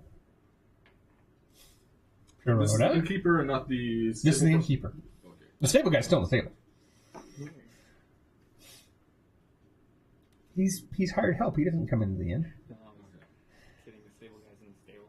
Oh, yeah. Stable guy is stabling. Whoa. Stable guy is stabilizing. So, Kuroda, anything that you want from the innkeeper? Do you have any additional salt? Salt. Yes. Of course. You had What do you have a preference? About a pound. No, type of salt. Do you have a preference? Do you have any sea salt? Oh, yeah. Do you prefer from this continent, or are you looking for something more exotic? I'm just kidding. I'll bring you some sea salt. I was about to ask, like, what are my what are my options? So it's the same seed. So you say you need about a pound? Yes. Oh, certainly. I shall bring that up. Do you want me to just bring it down here? Do you want me to bring it to your room? Do you want me to put it in your wagon? Oh, bring it to me in my room. Excellent. Okay, well, Indra? 2 again. Yeah, it's you again. I probably should have just taken her over, but that's all right. Here. Okay. Okay. So, Wilindria is just, you guys notice that even though it wasn't supposed to, it seems like the wine has really affected Billion a lot more. He's even like more like down and drawn than before. It's kind of weird. And she's trying to console him or whatever, but he just, and you can't really tell what he's talking about. He's muttering about something, but it's kind of hard to tell what's going on with him. But I mean, he's just like, almost to the point, you worry that he might do something stupid. I'm gonna make sure he drinks some more. Some more of I the wine? second that. Okay. Yeah, he just keeps going. Walindra kind of glares at you, but she doesn't try and do anything directly to interfere. And when he feels like most belligerent, I'm gonna take one of my knuckle bones. He's not getting belligerent. It's like he's getting like really sad. He's gonna be belligerent. Super maudlin. And I'm gonna come over to him. Okay. I'm gonna take one of my knuckle bones. I'm gonna place it in his hand. Okay. He's not even really paying close attention to you. He's got it in his hand there. Okay. And I'm gonna wait. Okay. Yeah, he just seems to keep getting worse and worse, and at some point, Gidron's like, "Don't you think that maybe we should go to bed now?" And he just you can't even understand a word he's saying. It seems like Linda is the only one who can even remotely understand what he's saying, and what is he talking about? Is he saying in a different language? Yes. Is it half? No, it sounds kind of elvish, but it's like really archaic and strange. Like some very obscure dialect. It just doesn't.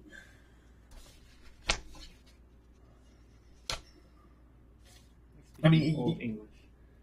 It's not Druidic. No. Definitely not Druidic. Does it feel like somewhere between Elven and Druidic? It seems like High Elven, but it just sounds. You pick up words here and there, but it sounds like super archaic, and sometimes like the grammar's turn around, and it doesn't sound. He's definitely got a thought process, but it almost sounds like he's just spitting out random words. Is it possibly Sylvan? Could be, but the thing is, it's like it's almost like the language he's speaking. It's almost like the rules change as he's talking. Okay. You guys want to make an insight check? Yeah. I want to make an Arcana check. Okay, go ahead. See if there's anything possessing him. 19. Okay. Okay. That is a 16. Okay. So the two of you, basically you get the sense it's almost like a religious experience, like he's speaking in tongues or something. But, even with you guys' limited understanding, you guys, neither of you are linguists, but it's almost like something's talking to him and he's repeating it. But it keeps wandering. Like I say, it's almost like the language keeps changing as he's going. Okay. He's the only one with any of that effect. Yeah. The 5 of us. The rest of you guys, you feel fine. But yeah, he's just. I think maybe you need some fresh air. He doesn't even acknowledge you at this point. I'm going to take his hand. I'm going to lead him out to the stables. Okay. He goes with you. I mean, you kind of have to drag him because his feet are just shuffling and whatever. Is the stable guy still there? Mm-hmm. He's polishing, arranging, shoveling. He won't stop. This guy just. I have him come over. Oh, sí, señor. Do you understand anything he's saying?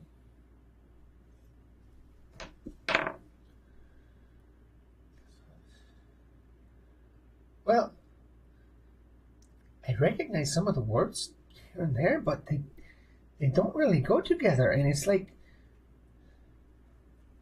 he's speaking like 10 languages all at the same time. But you notice that as you left the common room, he seemed to slow down a little bit. Are you allowed in? Are you allowed inside?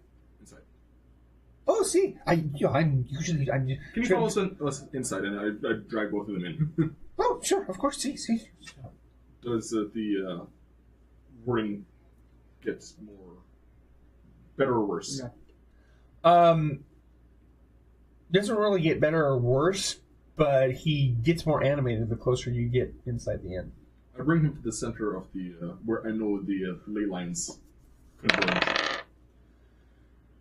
Okay.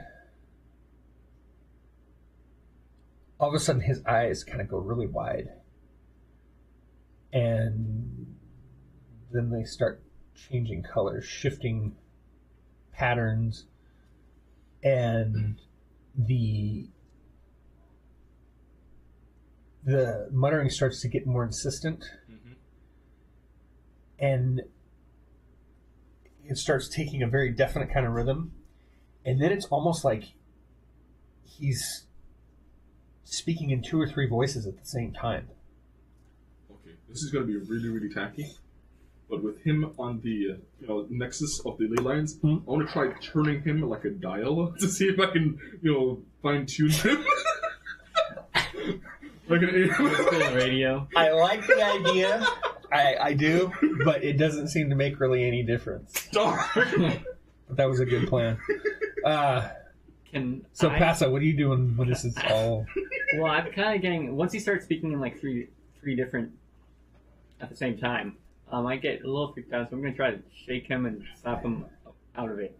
I specifically stop him from doing that. Okay. You give me a dex check. You give me a strength check. 18. Not nat 20. Not nat 20. Not nat 20. 19 plus 1. 20. Okay. Okay, so you get hold and you start to kind of get him, and then Perota kind of intervenes and stops you for a second. You've still got a hold of him, but she kind of stops you momentarily, and it doesn't seem to affect him even in the slightest when you shake him or whatever. Okay. And then the innkeeper walks out, and he stops. Is he okay? No. What? I'm trying to identify the languages he's speaking. What? Do I recognize any of the languages he's speaking, by the way? He said there were 3. Well, no, he's speaking multiple languages 3 times. You catch a couple of old Tiefling words, and then there's also I'll let you know the languages that I know. I know Infernal, Elven, Dwarven, and Druidic. Okay, you also pick up some Elven, but again, these are like old words, and some of them you recognize. Okay, that's Elvish, but it's so old I have no idea what it is. And a lot of these things keep cycling through, and it finally gets to the point where you can actually identify 10 separate languages, but all of them very archaic.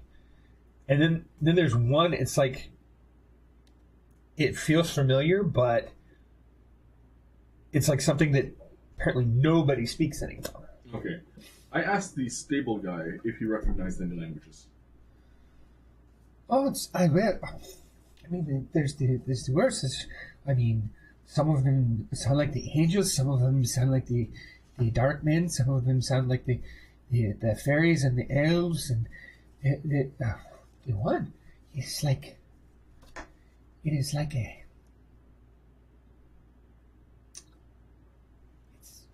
it's almost like a bird, but I don't know. And then there's, that sounds like rocks talking. This is so very strange. Sounds like rocks. And then Billion just stops and he kind of slumps down. And his head snaps. What are you guys looking at? What are we doing? You need to rest. Let go of whatever you had in your hand. Oh. I don't want your stupid bones. And he like throws it across the room. I immediately run to where the bone is to see how it lands. Okay. What was this again? This was one of my knuckle bones. Knuckle. Okay.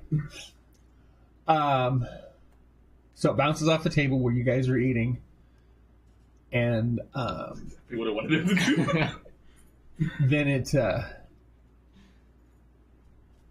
kind of goes and it comes to rest against the far wall. Mm-hmm. It's like you've got the door here, and the wall on this side. It came to rest on that wall.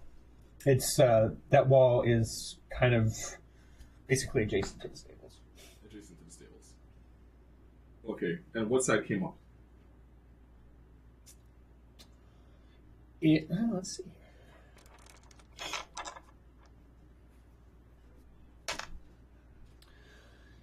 It's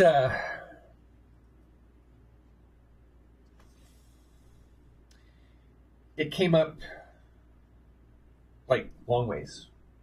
Long ways. So if it hadn't hit the wall, it would have fell over, but it rested against the wall. So the longest part is actually like Standing up? yeah. I checked to see if there's any doors nearby that lead out to the stables. To get to the stables, you have to like go back out through the front door and then come back. So pass it while he's playing with the bones. What are you gonna do? He's playing with the bones. So from how the short man was describing them, have I heard of any of those, the names of those languages before? Well, the problem was he wasn't really naming languages. I know. How you describing them? Would any of those sound like something like? Well, when he said that the rocks were talking, that definitely got your attention because rocks don't normally talk. I don't know. Unless, somebody happens to be a shaman, schooled in the old ways and the old gods. No, like older, before druids thought about being druids, the old gods that a lot of people don't even like to admit that exist. And also the comment that he made about the bird talking, but that birds can't talk that way. And so you're kind of thinking maybe it wasn't actually a bird, but some kind of flying thing. Okay. I'm asking the short man, how do you know about all these different languages? Oh, I have been to many places. I've done many things, and I have seen many things. But I like it here. I like it with the horses. I have good work that I can do. I can be helpful, and so I like it here. Okay.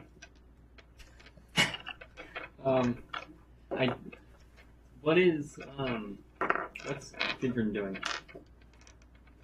She's checking to make sure that Billion's okay.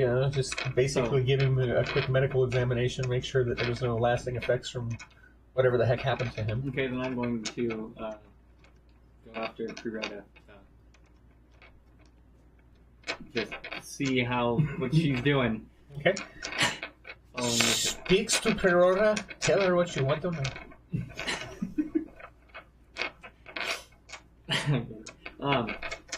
So what do the bones tell you? I take you. I stand you right in front of the in front of the rune bone. Mm-hmm.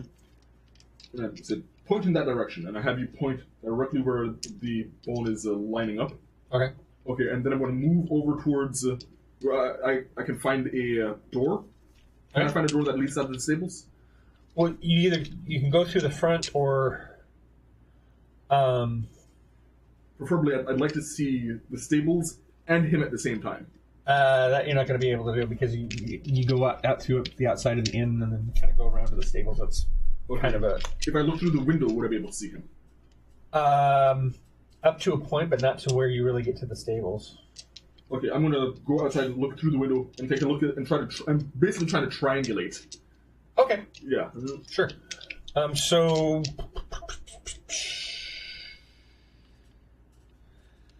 Let's just. I mean, basically, you're kind of doing some complex math, so let's just do an intelligence check on that. Okay.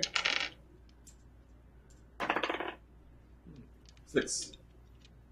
Okay, well, you kind of. You get a rough idea, and you get into the stables, and it doesn't seem to be that much remarkable about it. I'll go back and pick up my rune bone. Okay. Thank you. When you pick up the rune bone, you very faintly hear that laugh again.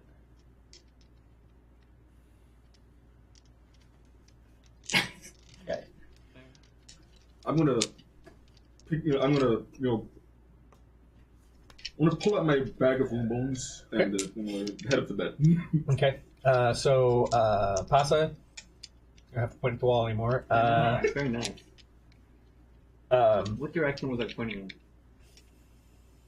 As a cartographer, I think I should know. That would have been north that you were pointing. Okay. And you got this slight. He picked up the bone. You got kind of a shiver down your spine, but it was like a warm shiver, not a cold shiver, if that makes sense.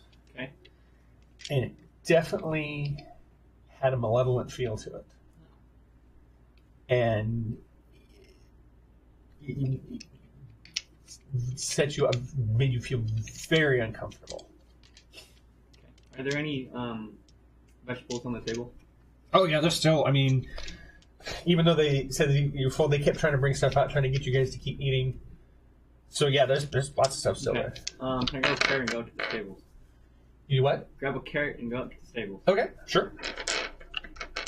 So you head on out to the stable, and he's just going, doing stuff, whatever. I get to my horse, Okay. and then I tell it. Okay, what's your name? Short man. I am Ephraim. One more time. Ephraim. And I am at your service. Okay. Well, Ephraim, I think I'd like to go on one last nightly ride. Are you sure it's getting very late, senor? And I- there are wild animals. It might be unsafe. It's okay. I think I can handle myself. Would you like me to maybe ask one of your friends to go with you? No, it's fine. They need a rest, especially really he has some issues going on. All right, senor. I shall ride your horse, but please just be careful. And very horses mean a lot to me, senor. So just I'll make sure to please protect. be careful. Gracias. So gets them all ready, and he says, "Do you think you will be needing anything more tonight?" No. Okay. I'm feeling a little bit tired. It's been a while since we had so many visitors. It's been very wonderful, but I'm starting to feel a little tired. I think I will go take a short little sleep. No problem. And I can take care of the horse when I get back. Gracias, senor. And so then he goes back and didn't notice this before, but there's actually a little room back there, and he opens the door and there's. All right, so you're off and riding. Yes. Which way are you gonna go? North. Okay. Going along. Looking for anything particular, or you just checking things out? I'm looking. Well, now that I have multiple signals saying that north path is not very good, because we have the cloth and we have the bone with the malevolent shivers, which is the most trustworthy of sources. It is. I know. That's because I said it like that. I head toward. I'm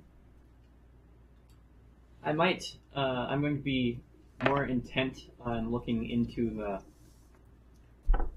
It's not forest because we're not.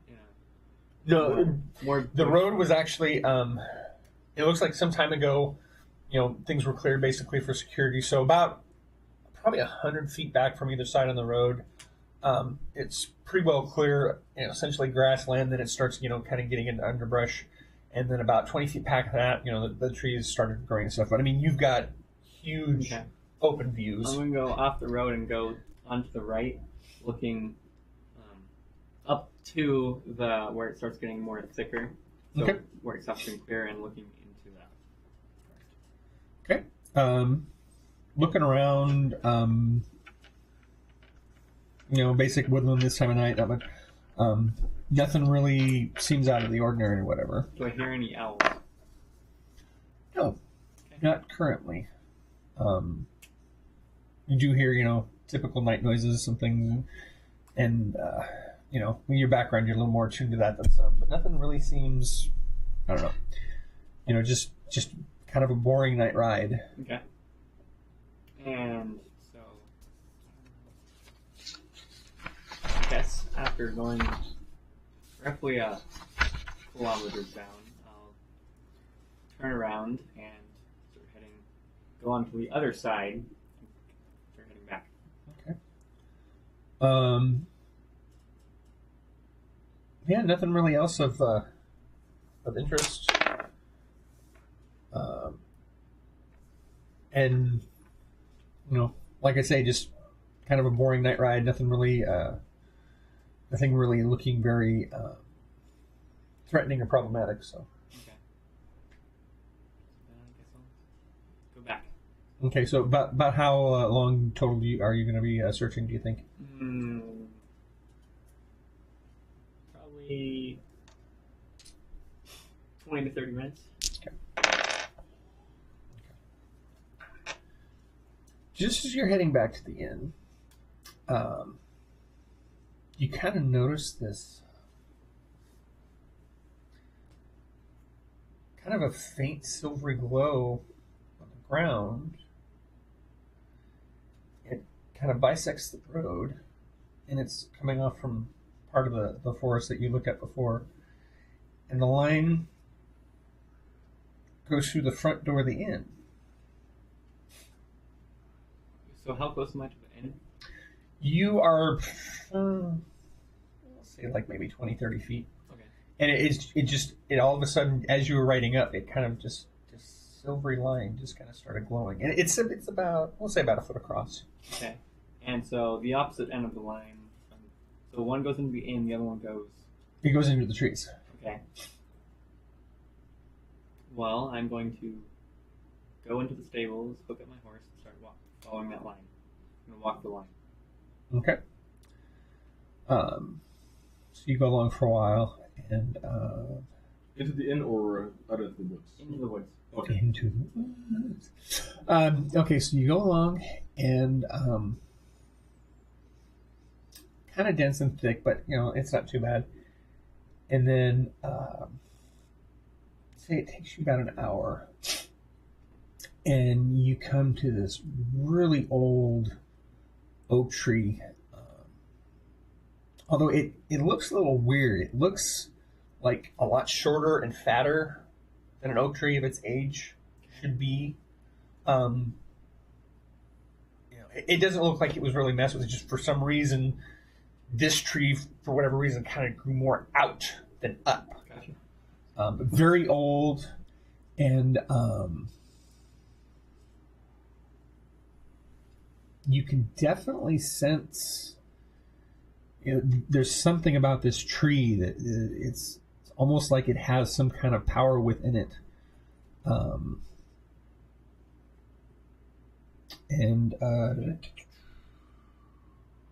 don't you give me a nature check? 17. Okay. You get to looking and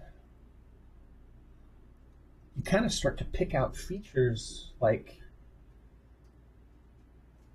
your face. Those could be arms crossed and those could be legs crossed. I mean, you're not entirely sure, it might just be a trick of the light and the way the bark sits, but it almost looks like, this could be more than just a tree. So is this tree in like a clearing kind of space? Or... Yeah, there's probably about 20 feet all around it where stuff just for whatever reason hasn't really grown. Okay. Give me a perception check. Not 20. Okay. You definitely notice there are... 10 minutes before 2. Okay, so yeah, just wrap this up here real quick. You notice that there are a small set of footprints going around, emanating from the tree. There's been a lot of activity. It's kind of hard to tell if it's just one person or several people, but definitely a lot of activity around this tree. Okay, and so when you said that I felt like there's power with this tree, is that power like within the tree as a whole or within the tree? I'm sorry, I didn't phrase it. It kind of emanating from the tree. Okay. So going from it as a whole. Yeah, the tree itself, there's some kind of force and entity about it. There's something more to it. And I think that's a good place to stop. Can I do one thing before we stop? Sure, go ahead. I want to purify my wound bones, my knuckle bones. Sure. Like they're lying to me. Yeah, give me a die 20 roll. 11. Okay. Everything pretty much goes as normal, and then you feel that presence again, and this is faint as a whisper. You keep trying, but you have no idea what you're doing. And then it's gone. Okay. All right, and we'll stop there. Did you purify them in like the pound of salt or? Well, I was planning to use the salt to create a salt line to do wardings around the rooms. Okay. Whether people wanted me to do that or not. Oh, you can go ahead and do that if you want before. And I'm going to use some of the salt to purify my wound bones. Okay. All right. So, we'll leave that there. Hate to leave Riley out in the forest all alone, but That's fine. we are running out of time. So, With a Hack tree. the tree. Not one. Try lighting Dan, on fire. please give me some feedback. Give me some notes. Well, although I thoroughly enjoyed myself, Hmm? there were no instances of combat. That's true. And things kind of moved a little bit slower. I had something kind of set up for a little bit farther down the line, but we didn't quite get there yet. Yeah. And honestly, I probably need to switch that down a little bit for this short of a time period. Yeah. And that's one of the things I'm still struggling with because, I mean, I'm so used to, most of my running things was these long stretched out campaigns. I'm still getting used to the 2-hour session idea. Yeah. So do I. And, as I said, although I thoroughly enjoyed myself, and I have no problem with the sessions like that, I found that some players, they need that combat. Well, and I personally like to have at least one decent little combat thing every section just to throw some action in. Yeah. So yeah, Mm-hmm. I definitely consider that. Anything else? Were you able to figure out what my archetype was? I weren't able to figure out mine. Honestly, no.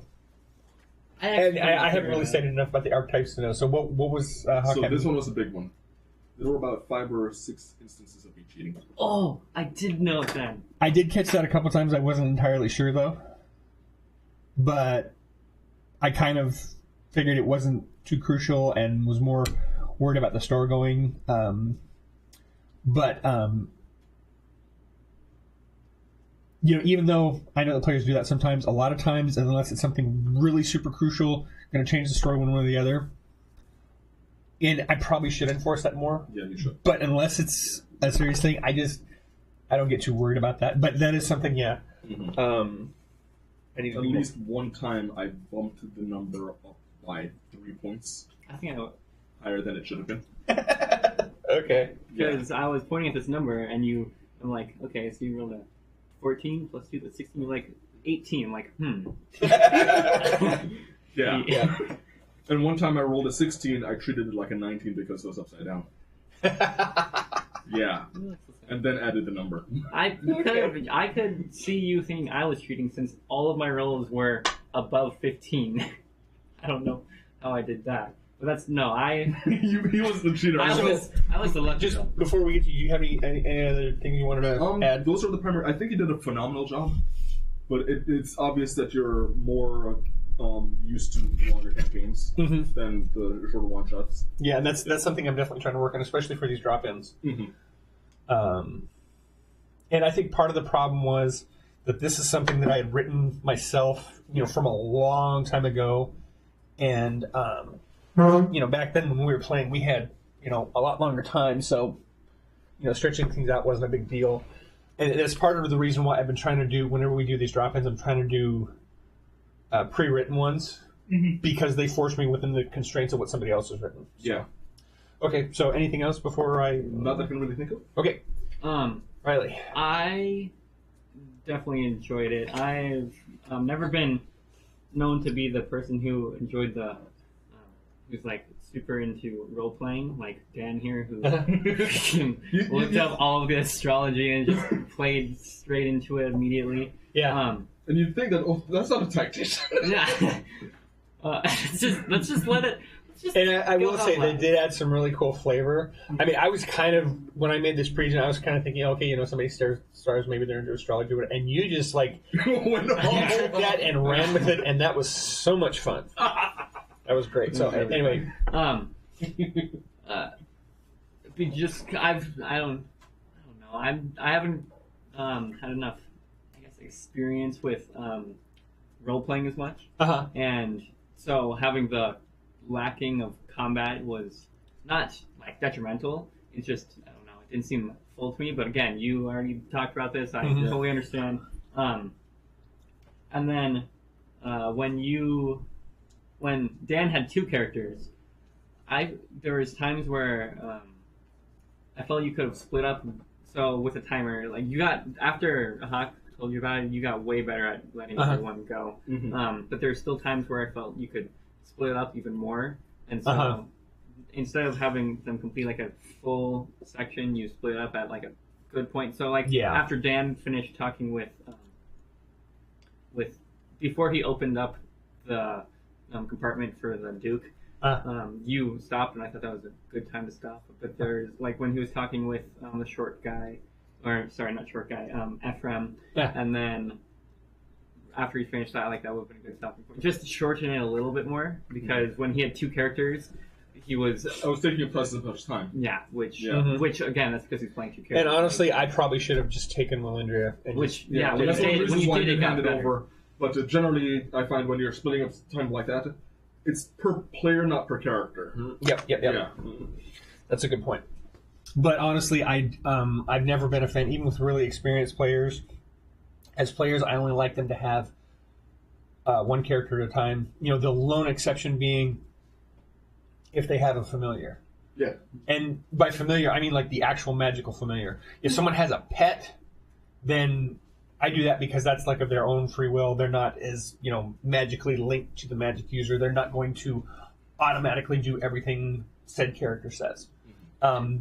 Because it's just, even really good players, especially, you're clipping along really good and you're into it, especially with you, these characters are so different from each other, and to have to switch that kind of thing, and that's, I don't really like having players have more than one character. It's just hard.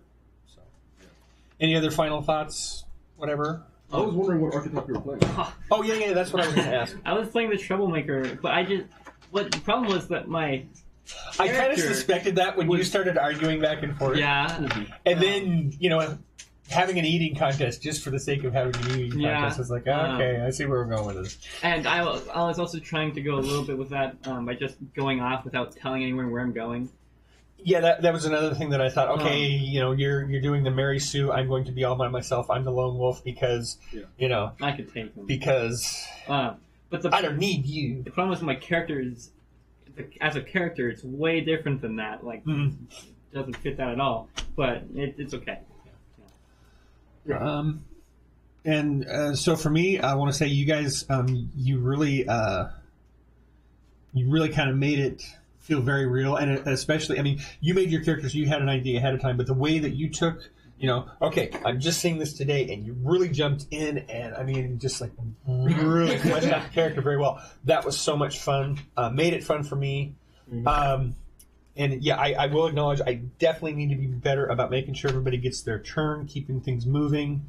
And also there were a couple times, even though this is a pre-made thing, I always, whenever you're on the road, I check for, occasional wandering monsters and stuff, and I just, nothing rolled. So that also kind of did that. I think what I might do, because I'm actually taking these notes that I had from the campaign, and I want to flesh this out and write this thing. I think what I need to do is I think I need to break this part into smaller segments. Because honestly, I think this could be I think this could easily be 3 sections the way I have it written now, and break it down into smaller sections and throw some more action in and do whatever. I think I will definitely do that with this. It's easy to have gotten brigands on the road. And actually, the way we're going, at the pace we've been, I think this could almost actually be 4 sessions, just the way things are happening. Well, thanks for your help and your feedback. I'm glad you guys had fun, and thank you for giving me your best effort, and also for keeping me honest. Trying to muck with me a little bit and stuff like that. Because I mean, especially like cheating and stuff. That is, when we go to Spark, I watch the kids so closely because they sit there and they roll and they're like, you didn't see. So. Mind you, I wasn't cheating every single time. Yeah. Oh, no. Specifically looking to see which. Were you looking at my dice at the time? Yeah, which threw me off because the one time I caught you cheat, and then the next 3 times you didn't cheat. I'm like, okay, maybe it was just a mistake. Okay. Well, see, that's how the really good cheating players, they don't do it on every roll. Yeah. Right. I mean, these kids at Spark Central, if I don't watch them closely, they're going to be getting 20 on every roll. Yeah. So they say. And one additional area, because, had we gotten into combat, I would have tested cheating even more. Oh, because, sure. How familiar are you with the spells? That's... I've been going through and looking at the player's handbook, because a lot of the things as far as range and effect, and there's some spells that used to be touched that are now ranged. There's some that you had to roll to hit that now are automatic, and vice versa. Yeah. So a lot of things have changed. So that's the spell, and now especially since it used to basically be magic user, cleric, and druid. Now you've got bards have spells, and rangers have spells, and paladins have. Yeah. And some of them overlap, but some of them don't. Yeah. So because what I was going to do was I noticed that I only have 1 attacking cantrip, which is poison spray. Mm-hmm. I was going to try it. I was going to try and get away with doing that at 30 feet. That I would have caught you on. Okay. You weren't here when we were playing, when we were pausing for Danielle, were you? No, I was not there. Because I was playing the cheating player, and I was cheating every single roll. And I had the monster manual and looking at the stats of the monster. It was really bad. Oh, wow. Trying to make it as obvious as possible. And I originally had it in my lap, and then I moved it up here with the monster manual up, and then Hawk actually handed it to me because she wasn't noticing. He said, "Make it more obvious," and I'm just like, boom. And something that he would, something that I saw him doing as well was, he had multiple dice out, right? Oh yeah. But he had, because I have a bunch of dice in here. He would have like that. That's already out. 20. Love it. Boom. Love it. See, and I could actually get away with that because, like, okay. Because you have a screen in front of you? No. Because, see, like, They're these the two same. They look dice, very similar. they're really close. And I didn't do that on purpose. These are sets that are... These are very close. Yeah. And these are really bad because basically it's the same material, just the numbers are inked differently. Yeah. But, yeah. And that's one of the things, you know, whenever I go... and I think what I'm going to start doing when I go to Spark, just to keep... is I'm going to make them all use the dice roller and have it pointed towards me so I can see the number. One of the things that I tend to do is I don't let them. I basically hand out whatever roll they need to do. There's one to the dice, and they pass it around so that I always know exactly which dice is being rolled. Yeah. And it always comes back to me, so I'm making sure that they're not stealing it. Plus, that keeps them from like getting distracted and rolling dice while Yeah. messing with them. Because I do that. All right. So any other thoughts before we wrap up here? Because, I mean, we're only a couple minutes over, but I'm trying to be very good about not being over. Yeah. Nothing else that I can really think of. I'm pretty sure Hawk will add some more. All right. Well, again, I want to thank you guys for, helping me on your Saturday. Thank our viewers. Hope you enjoyed it. Again, this adventure is called In Service of Duke Sebastian. I'm hoping to get it tightened up, and I'm going to try and throw it up in DM's Guild in a couple months here. Okay. I mean, I don't know how much I was forcing you to just add more stuff with my character. Well, the thing is, though, as a dungeon master, for me, when players force me, like, for instance, I made some notes here. I didn't actually name anybody in the inn. And as much as you guys were interacting with them, I need to have names for people you're going to interact with a lot. Yeah. And the same thing with the gate guards. They're very primary characters. In a long, drawn-out campaign, you may meet those guys again. So for those, I need to make sure that kind of stuff. If they're going to be, if they're just a meat target, they don't need it. But if there's somebody you're going to continually interact with, I definitely need to name them. How's it going? Pretty. We're just kind of wrapping up, and we're just about to, sign off and say thank you for playing and all that stuff. Yeah, having with Ephraim, I kept needing to talk to him. Like, okay, the short man, is he there? Is the short man there? Yeah. I definitely need to make sure important characters actually have a name and an identity. Stop swinging. And, Be well. Thanks for playing. Okay.